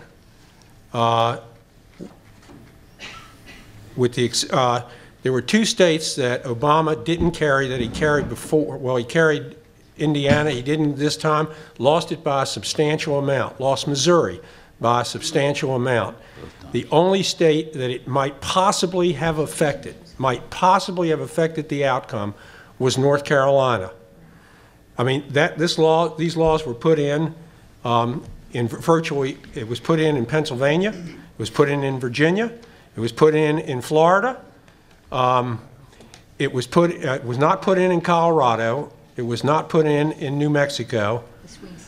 It was put in most of the swing states, and it didn't affect the outcome anywhere where we knew what the results were going to be 2 to 3 weeks out. There isn't any damn voter fraud, and everybody sitting in this room knows it. When the bill passed in Pennsylvania, the Senate Majority Leader was quoted, and it was used in the trial. He said, "With this, we will carry the state for Romney." When it passed, those were his exact words. "We just elected Romney from Pennsylvania." As you know, he lost Pennsylvania by 300,000–400,000 votes. But I mean, this is why it was put in. It wasn't put in for any other reason. And all this stuff about voter fraud was a load of crap. And I don't have any problem with early voting, or the more people that you can get to the polls, the better off you are in either party, okay? As we move to the next question, I just want to introduce Delegate Mark Keem, who has joined us, and he represents the 35th District in the Tysons area since 2010. And the one great fact I'll say about him is you are an alumnus, a graduate of Project Interchange, which brought Mark to Israel to learn about the country and the region. And he's yielded his speech time to answer questions. So we'll move on to the next question. Go here, and then to Fran. So I would just say, to add to this Jewish agenda, since it's not really listed, I'd add 3. But one is, of course, transportation. When I don't go to this Northern Virginia Jewish Community Center, I live in McLean, because I can't get here. I mean, it was so impossible tonight. So transportation is really critical as a Jewish issue. Another Jewish issue, which may not look like a Jewish issue, is the start date for schools. That is that I had to pull our kids out of school in Fairfax County because of Camp Ramah starting, similar to other dates in D.C. and Maryland. So this is leading to a question, right? Well, no, I guess okay. No, we're not having speechifying here, and we're doing questions. I apologize. So the question is, I guess the question then I'll stop right here is on the early school, changing the start date for schools so that it better reflects our ability to send our kids to Jewish camp. I'll take that. Jump in. Is he in favor of it? You're asking that local governments have the authority to change the start date, the King Dominion's rule. I have been a strong supporter of being able to allow local governments to change the starting date. I know some of the opposition evolves around, oh my goodness, we need these young people to work in tourist-type activities, and we can't afford to have them not take these jobs. But the fact of the matter is I think the local school boards actually do know and understand the dynamic of their communities and would wisely select a calendar time that would work. The irony is something like 75% of the school systems in the state have an exception to the rule. So there's plenty of evidence now to look at, how are the school systems doing? Are the kids, is there some bad economic impact? Are the kids suffering? What has happened since local governments have gained the authority or have been granted the exception? So I am a strong supporter of that, but it has run into trouble in the General Assembly. And your second question was on transportation. Okay. Why don't we let Dick answer that question too? Which one? This King's Dominion. Yeah, since I was the author of the bill back in 1986, that's an interesting situation. I have some friends that are in favor of opening after Labor Day and some friends who are opposed, who want to open before Labor Day. I've always supported my friends, and I've voted on both sides of that issue.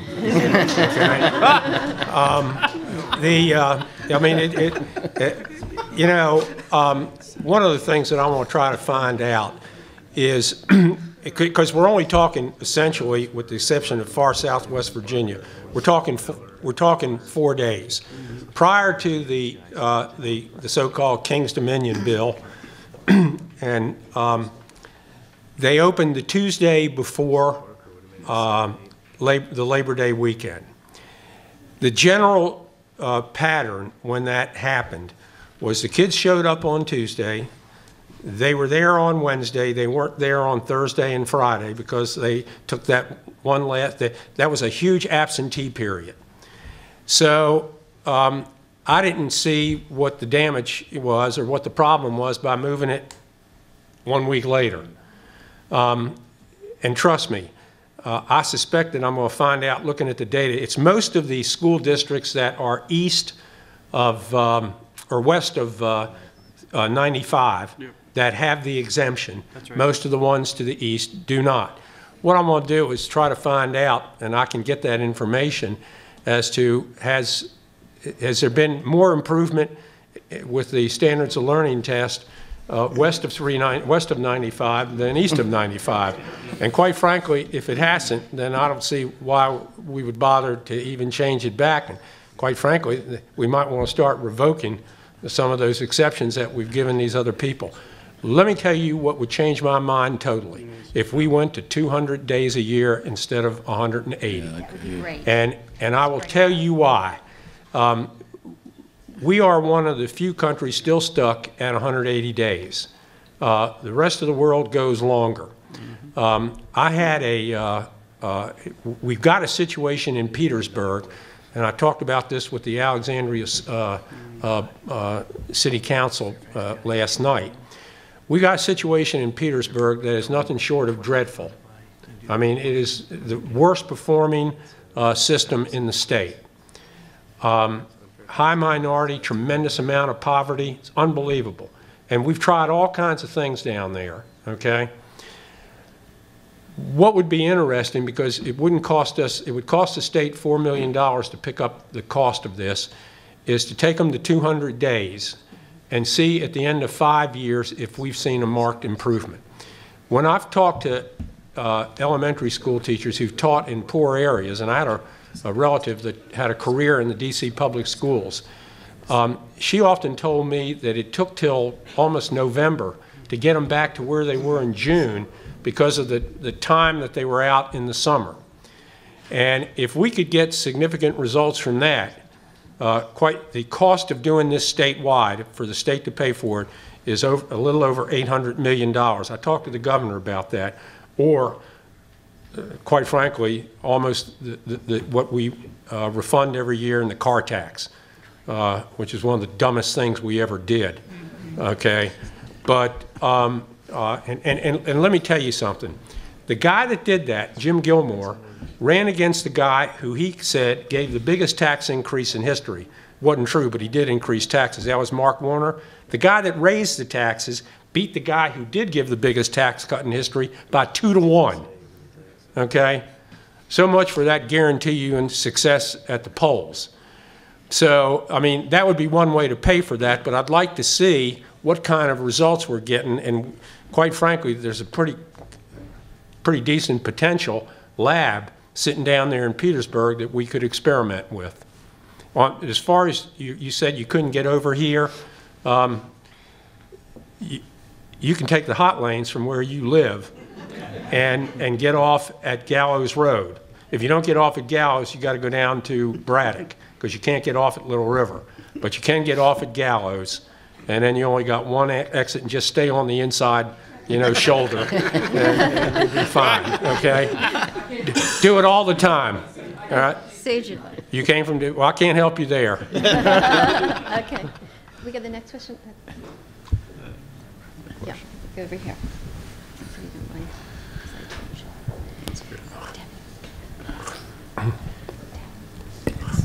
Since we're in transportation, we'll stay there. Everybody mentioned transportation, and we're in a crisis situation at this point. Right now, we're diverting construction funds to maintenance. In 2017, we won't have enough funds left to divert. That means we won't be able to maintain our roads, and we won't be able to construct any. It's a quality of life issue as well as an economic issue, because our economy drives the rest of Virginia. And I would like to know what you guys will do to compromise and work as a delegation for the benefit of Northern Virginia instead of being partisan and raising a sustainable funding source in this session, which is critical. Who wants that one? Well, you know, let me just. This is Fran. This is not a new issue. This is an issue that's been around for years and years and years. And we have a majority of people who've pledged never to raise a tax. That they signed a pledge that they're not going to raise taxes. Now, if you read your papers lately, there's people that are backing off their pledge at the federal level, and that's a good sign. But we do have that problem, and most of Virginia does not have a transportation problem, and we don't have the votes yet. But even if we do, a lot of our delegation from Northern Virginia is the same way. That they will not. They've signed the pledge from up here. Now, if your implication that we should use general fund money as part of a compromise, we don't have extra money laying around. We're underfunding higher education. We've signed an agreement to close down our 5 training centers and move intellectually disabled people into the community. We don't know how we're going to fund that. We have an obligation to do 480 more slots per year on that. And so if we have public safety, we have 35 to 37,000 people in prison here. We can't look at prison reform. Last year, I put in a bill to study implementing parole again for nonviolent prisoners only. And the other side put out a press release saying I wanted to institute parole again. So, I mean, it's just, these are very expensive things that we do, and we don't have enough money for them. So if you wanted to take a little bit of general fund money, like we did in 3202, which is we're using now, that part was not struck down, it wouldn't make that much difference. So as far as I'm concerned, it would be, there's no money really to go to take from general fund monies if that's what you mean by compromise. I'll tell you what would be a compromise. I'd be willing, and I swore once I'd never do this, but I would now, raise the sales tax 1%. One half of that going to transportation, which is about $500 million, $600 million a year, which will take care of the maintenance problem for quite a while. And the other 0.5% would go to education, with half of it being split through K through 12 and half of it through higher education. That sounds just like... That's what I would be willing to do that now. And I don't have any problem with us matching Maryland or the district. Hell, Tennessee's at 9.5% sales tax. North Carolina, they're all higher than us. North Carolina is 7.25 to 8.5, depending on where you live. I don't have any problem doing that, and I'd be willing to split it with transportation, and it would provide a fair amount of money. But it's not going to pass unless you had a governor that had the ability to close deals. And we haven't had that kind of governor since Warner. And before Warner, we didn't have that governor since Belial's. And before him, we didn't have it since Mills Godwin. Okay, so they don't come along very often. I just want to add one thought to this. You know, there are studies out that really demonstrate the more you let your transportation infrastructure deteriorate, the bigger the impact has on economic development and the vitality of the state. You know, we used to be ranked, Virginia used to be ranked #1 as the best state in the country to do business, and now we're ranked 3. We moved down very quickly. And in large part, it was because our investment in transportation is just not there. So we're trying to, I mean, when you have this argument with policymakers, it has a lot to do with what vision do you have for the state? I mean, where do you want to see the state go? Do you want to see, you know, growth in a sensible way? By 2017, we will have no state dollars for road construction, 0. And right now, Virginia doesn't have money to even match federal dollars coming in. So we can't even leverage money. It's really pretty embarrassing when you look at the situation. But I can tell you, friends, the only way we're going to do it is if people can come together and agree to support an increase in revenue, whether it's an increase in the gasoline tax or the sales tax. We are going to have to tax ourselves to get this money coming in. And that's just the way it is. And we have to pay a lot more attention to politicians and their platitudes on how they're going to fix transportation. If I could. Can I just say something really quick about the House? We had a moment last year in the House which I thought sort of foreshadowed what's to come in Virginia. There was a bill that I put in for 3 years in a row. The first year they wouldn't give me a hearing. The second year they kicked it to the Reform Commission. The third year, 3 Republicans stole it from me, which is a good sign. And so then I worked with them to get this bill through. And what it did was it reallocated the seats in the Commonwealth Transportation Board, because right now the Commonwealth Transportation Board representation is based on the congressional districts from 1930. And so 30% of the state has 60-some% of the votes, and 60% of the state has 30% of the votes. And so I worked with Tom Rust, Chris Peace, who's a Republican from Hanover, Jim LeMunyon from Western Fairfax, Manoli Lupasi from Richmond, and we ended up lining up 54 votes to get that out of the House, to get that bill out of the House, because Hampton Roads, Richmond, Northern Virginia came together to get that bill out. And there were 3 delegates from Richmond who protested and wouldn't vote for it. So there's about 57, 58 votes in that urban crescent that's on the receiving end of this transportation problem right now. And so in terms of, you know, the margin of error in the House, in terms of how many votes we can afford to lose to get something like that out, you know, it's probably about 8 votes. And I'm not sure that the votes are there yet in the House. These guys would know better than me, but I tell you that the howls of pain that we heard from the rest of the state in the debate were incredible. You know, these people on the transportation board, they don't represent people; they represent roads, and we have to look at how many lane miles are traveled, not how many people live in places. And a lot of interesting arguments from the rest of the state. And you know what this really is, aside from being the partisan tax policy issue, there's a real regional divide. And another thing that's bouncing around in this whole debate is whether or not we do something that addresses the maintenance shortfall or whether we go beyond that to construction. And if you leave it to where we only fund maintenance, we'll get a lot of the rural votes. But as soon as we start paying for construction, that is Northern Virginia, Hampton Roads, and Richmond, that's when people start bailing out like crazy. And there's a compromise in there somewhere, Fran. And I think a lot of folks in Northern Virginia don't want to do anything unless construction's included. I think if all we did was fix maintenance, we could probably solve the problem pretty quickly, or solve that problem quickly. But the construction part, as soon as we get into that, these regional guys the regional battles start really kicking in hard, and that's when people peel off like crazy. But at least that's what I see. But I think the writing is on the wall in the House in terms of we're starting to cooperate together regionally a little bit. And hopefully we'll get that bill through next year. It died in a Senate committee last year, and Chap mentioned he was going to put it in again this year. But well, yeah, I know you're on it now, so we're gonna extend a little bit because there's interest, and I know Delegate Bulova and Delegate Keene want to make some quick comments. Thank you, and Fran, I'd be interested in your feedback because you're in kind of an important position that I think you can really influence the policy discussion. But I'm looking at transportation funding. There's a couple of key elements that I'm looking at that I think most of the people at this table could probably agree on, and it's a matter of getting the rest of the state to agree on. And the first one is making sure that we're capturing out-of-state revenue. We've got a lot of people that come through Virginia, a huge number of them that come down I-95 and I-81. And so I think we want to make sure that whatever we put in place, that it's capturing those travelers who also put wear and tear on our roads. The second one is that it needs to be a long-term fix. And I don't want to get stuck 5 years from now, 10 years from now, trying to make these decisions all over again. I think we saw the folly of 17.5 cents on the gallon and then not being able to touch that since 1986. And then last but not least, this is a regional issue.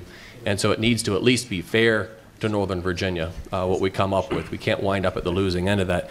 And I know Dick doesn't have a rosy picture of this necessarily getting out of the Senate, but I mentioned earlier that Senator John Watkins has come up with a plan that I actually think hits on a couple of those, and I'd be interested in your perspective on that. And what it is it basically applies a 5% sales tax to gasoline. At the retail level. No, it doesn't. No, wholesale level. And so, number one, it's a lot of money, but because it's a percentage, it grows with the cost of gasoline. So it's long-term, it's sustainable, it captures a lot of that out-of-state traffic. When you look at where gas is purchased in Virginia, actually Northern Virginia makes out very well. It matches better with our population than any other kind of revenue source, and so it's actually the fairest way of going about doing that. The regressive nature of it is addressed by the fact that there will also be an offset in the income tax for lower brackets. And for those who really are stretched tight by having an increase in the gas tax, you can offset that by reducing the amount of income tax. So I think it's a very well-balanced thing. The part as a Prius owner that gives me a little pause, although I understand what he's trying to do, is I drive my Prius just as much at 40 miles per gallon than I would if I had a 20 mile per gallon car. But I'm not paying any of the gas tax on that. And so one of the things that Senator Watkins has put in there is if you own a Prius, you own an electric hybrid or electric vehicle, that the amount that you didn't pay in taxes that year, you'd have an annual assessment that you'd have to go ahead and put into for infrastructure maintenance. So again, while it kind of pains me to say it, it's probably a fair way to go ahead and do it. But I'd be interested in your feedback, not necessarily now, but whether that's a good starting point for moving forward in Virginia on transportation. If I can just jump in for a little bit, and first of all, let me thank all of you for being here, and in particular my constituent Marlene. There might be some other constituents out there. Thanks for being here tonight. I also want to thank JCRC for hosting another event like this, and I do apologize for being a little bit late, but I actually represent Tyson's Corner. I know Ed mentioned it earlier, and the nice thing about having Tyson's Corner is that we have a lot of infrastructure and a lot of commercial buildings and such. Bad thing about having Tyson's Corner in your district is, of course, it's the transportation problem nightmare of Northern Virginia, and also it has a lot of hotels, and so just about every event happens in my district. And there was an event that had, Turkish Americans had tonight, and so I had to stop by there for a little bit before I got here. But just on the transportation point, and Fran, to your point about compromise, we've heard from a lot of substantive experts here, and I'm sure we can talk about substance all night long, but just let's get to the point of politics. What I've been told by a lot of conversations over the last 2-3 weeks, Republicans and Democrats, lobbyists as well as members, is that the Watkins plan is definitely a good idea as far as getting the conversation going. And my understanding is the governor has already said, and he's told me and he's told a lot of other people, that he wants to make sure everybody stays in the session until we get something done in transportation. Now, of course, as a governor who's leaving in his last year in office, he can say a lot of those types of things because he wants to make sure he has a good legacy. And to his credit, he should have a good legacy on transportation because that is something that he ran on. But the problem is, what I understand from my House colleagues and the House leadership on the other side of the aisle, is the Speaker would rather see this become a campaign issue for the two candidates next year rather than the General Assembly dealing with it now, because this is a kind of issue, the transportation comprehensive solution is a kind of issue that you really need buy-in from all around the Commonwealth. You need everybody to pay attention, and you need a mandate from the governor whichever way it goes. And so as of today, it appears it's going to be Terry McAuliffe versus Ken Cuccinelli, but the House members would rather see this campaign about transportation and the solutions and who has a better idea, and have them go out there and campaign for a whole year so that all of us as voters can choose that. Now, I personally don't like that idea at all, because that just, all that means is we're kicking down the can 2 years, 3 years, 4 years down the road, and we're seeing the same thing happening in Washington, D.C. with the fiscal cliff, where they don't want to solve big problems, they don't want to accuse anybody of being in whoever's pockets, so they kick the can down, kick the can down. I think all of us have to step up and say, whether this costs us our election or not, we need to get something done. And so if we don't get it done in 2013, I don't see when we're going to get people together. So my message to all of you is, regardless of the rest of us up here who are willing to support a compromise, the reality is it can't be done if we don't have House Republican leadership at the table saying this has to be done this year. Because even if we pass the Watkins bill out of the Senate this year, if it dies in the House, shame on all of us. That's going to be gone for another 2 years, 3 or 4 years. So it ain't going to go out of the Senate unless it passes the House first. Yeah, well, so that just proves the point that we have a bottleneck, and it's not something that, unfortunately, a lot of us on the Democratic side can really influence, because we only have 32 votes out of 100. So if you all could make the message really clear that don't kick down the can down the road, let's solve transportation this year while we're still in office. Thanks. Steve, one other thing. Delegate Barbara Comstock has come in since we started. Right. That's what I wanted to say was we welcome Delegate Barbara Comstock from the 34th District, and unfortunately we're come to the end of the program. So, but we really appreciate your coming. We could go on for hours, but we don't want to aggravate any of you. We want you all back next year. This has been marvelous, and we thank you. And Senator Saslow, we've missed your shyness now for a few times. I understand. Yeah. Let me introduce to close the program. If I'll wait just a sec, the Executive Director of the JCRC, Ron Halber.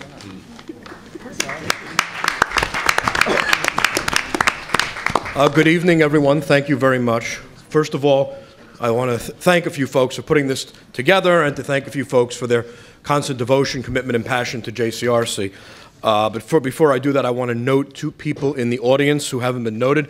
Melanie Marin-Pell, who is our colleague and director of the American Jewish Committee, Washington chapter, and a new arrival, a new Oleh Hadash, a new immigrant from the Israeli embassy who will be serving here 4 years, Orn Mamerstein, who was the new diplomatic head of regional affairs for the Embassy of Israel.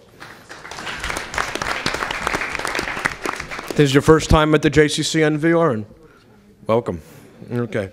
I do want to thank a few folks. You know, first of all, I want to thank our outstanding legislative delegation, which does a wonderful job representing us in Richmond. That is always accessible, open, and available to us, and we thank you for your leadership in Richmond every year, and thank you very much for joining us. Sorry? Someone? No. I also wanted to thank our two outstanding co-chairs, Cookieheimer Blitz, Stephen David Stone, for their... you know, it's hard to find two people that spend more time giving to a cause than they care than these two individuals, and I'm very proud to call them members and leaders of the JCRC board. I also want to go ahead and point out our favorite Debbie Linnick, who does a wonderful job representing us here in Richmond. I should note that the two Linnick daughters are here. Raise your hand. We want to embarrass them. All right. Hey, I was at your bat mitzvah. Okay. Anyway. In addition, I also wanted to thank the JCCNV for their hospitality, Alone and Jeff, my colleagues. Over the last, unless you had your head in the sand, you knew there was an Israel crisis a couple days ago. Some of the things you should realize that when you're here in Northern Virginia, and you're coming to our legislative session, is that you're seeing one of about 8 programs that the JCRC, 8 centers that the JCRC has, and how multifaceted we are. So, for example, last week when the Gaza crisis was going on, the JCRC not only sent out materials, made sure there was security at all Jewish institutions, responded to that horrific photograph on the front page of the Washington Post, which everybody knows what I'm talking about, without there being any balance, and was involved in 7 to other 8 things behind the scenes and publicly. You should also know that I'm giving you a few tidbits, the JCRC has been involved for almost 3 years in trying to get our citizen from this area, Alan Gross, a Jewish man who is being held unjustly in Cuba, and to get him out of military prison. December 3rd is going to be the 3rd anniversary, this Monday, of his incarceration. And on Sunday, the day before, we're going to be at the Cuban interest section and having a candlelight vigil, and which will probably turn into a protest if I know people's emotions, about this unjust incarceration. And Alan was a very active member of the Jewish community, had worked for BBYO, had worked for the Federation, and was devoting his life to development work around the country. And no, he wasn't a spy for anybody who's worried. Even Castro admitted he wasn't a spy. So I advise all of you to please join us on Sunday at 5 p.m. at the Cuban interest section on 16th Street in Washington, and to please take a moment. It'll be a 45-minute brief event, and let your voices be heard. In Maryland, you should know, in addition to these Virginia Parliament meetings, legislative reception, we'll also do similar activities in Maryland. So now I'm going to add the commercial. Please don't forget to come out for Jewish Advocacy Day, Tuesday, January 22nd, 9 a.m. to 5:30 p.m. Everybody's got the date? All right, the 22nd. Believe me, if you don't go, Debbie's going to get you, so you might as well volunteer. Buses will take you from Richmond. We'll take you to the Richmond from the JCC here. We'll arrange carpools. We'll have meetings with the governor, the lieutenant governor, attorney general, and one-on-one visits with these our legislators and our representatives. Feel free to bring your teens. We do a special track for young folks. I remember when that used to apply to me. And also, I would be remiss if I didn't tell you to sound like every commercial on TV, which is to follow us on Twitter and like us on Facebook. We are investing a great deal of time and energy to make sure that we are on the cutting edge of social media, because that is where activism is today. Today, activism is as much behind a keyboard as it is showing up for an event. So please, and again, we'll see you at the Insiders Briefing, which is where we tell you the issues that we're going to be focusing on Advocacy Day on January 17th at 7:30. Thank you very much. Have a safe ride home, everybody.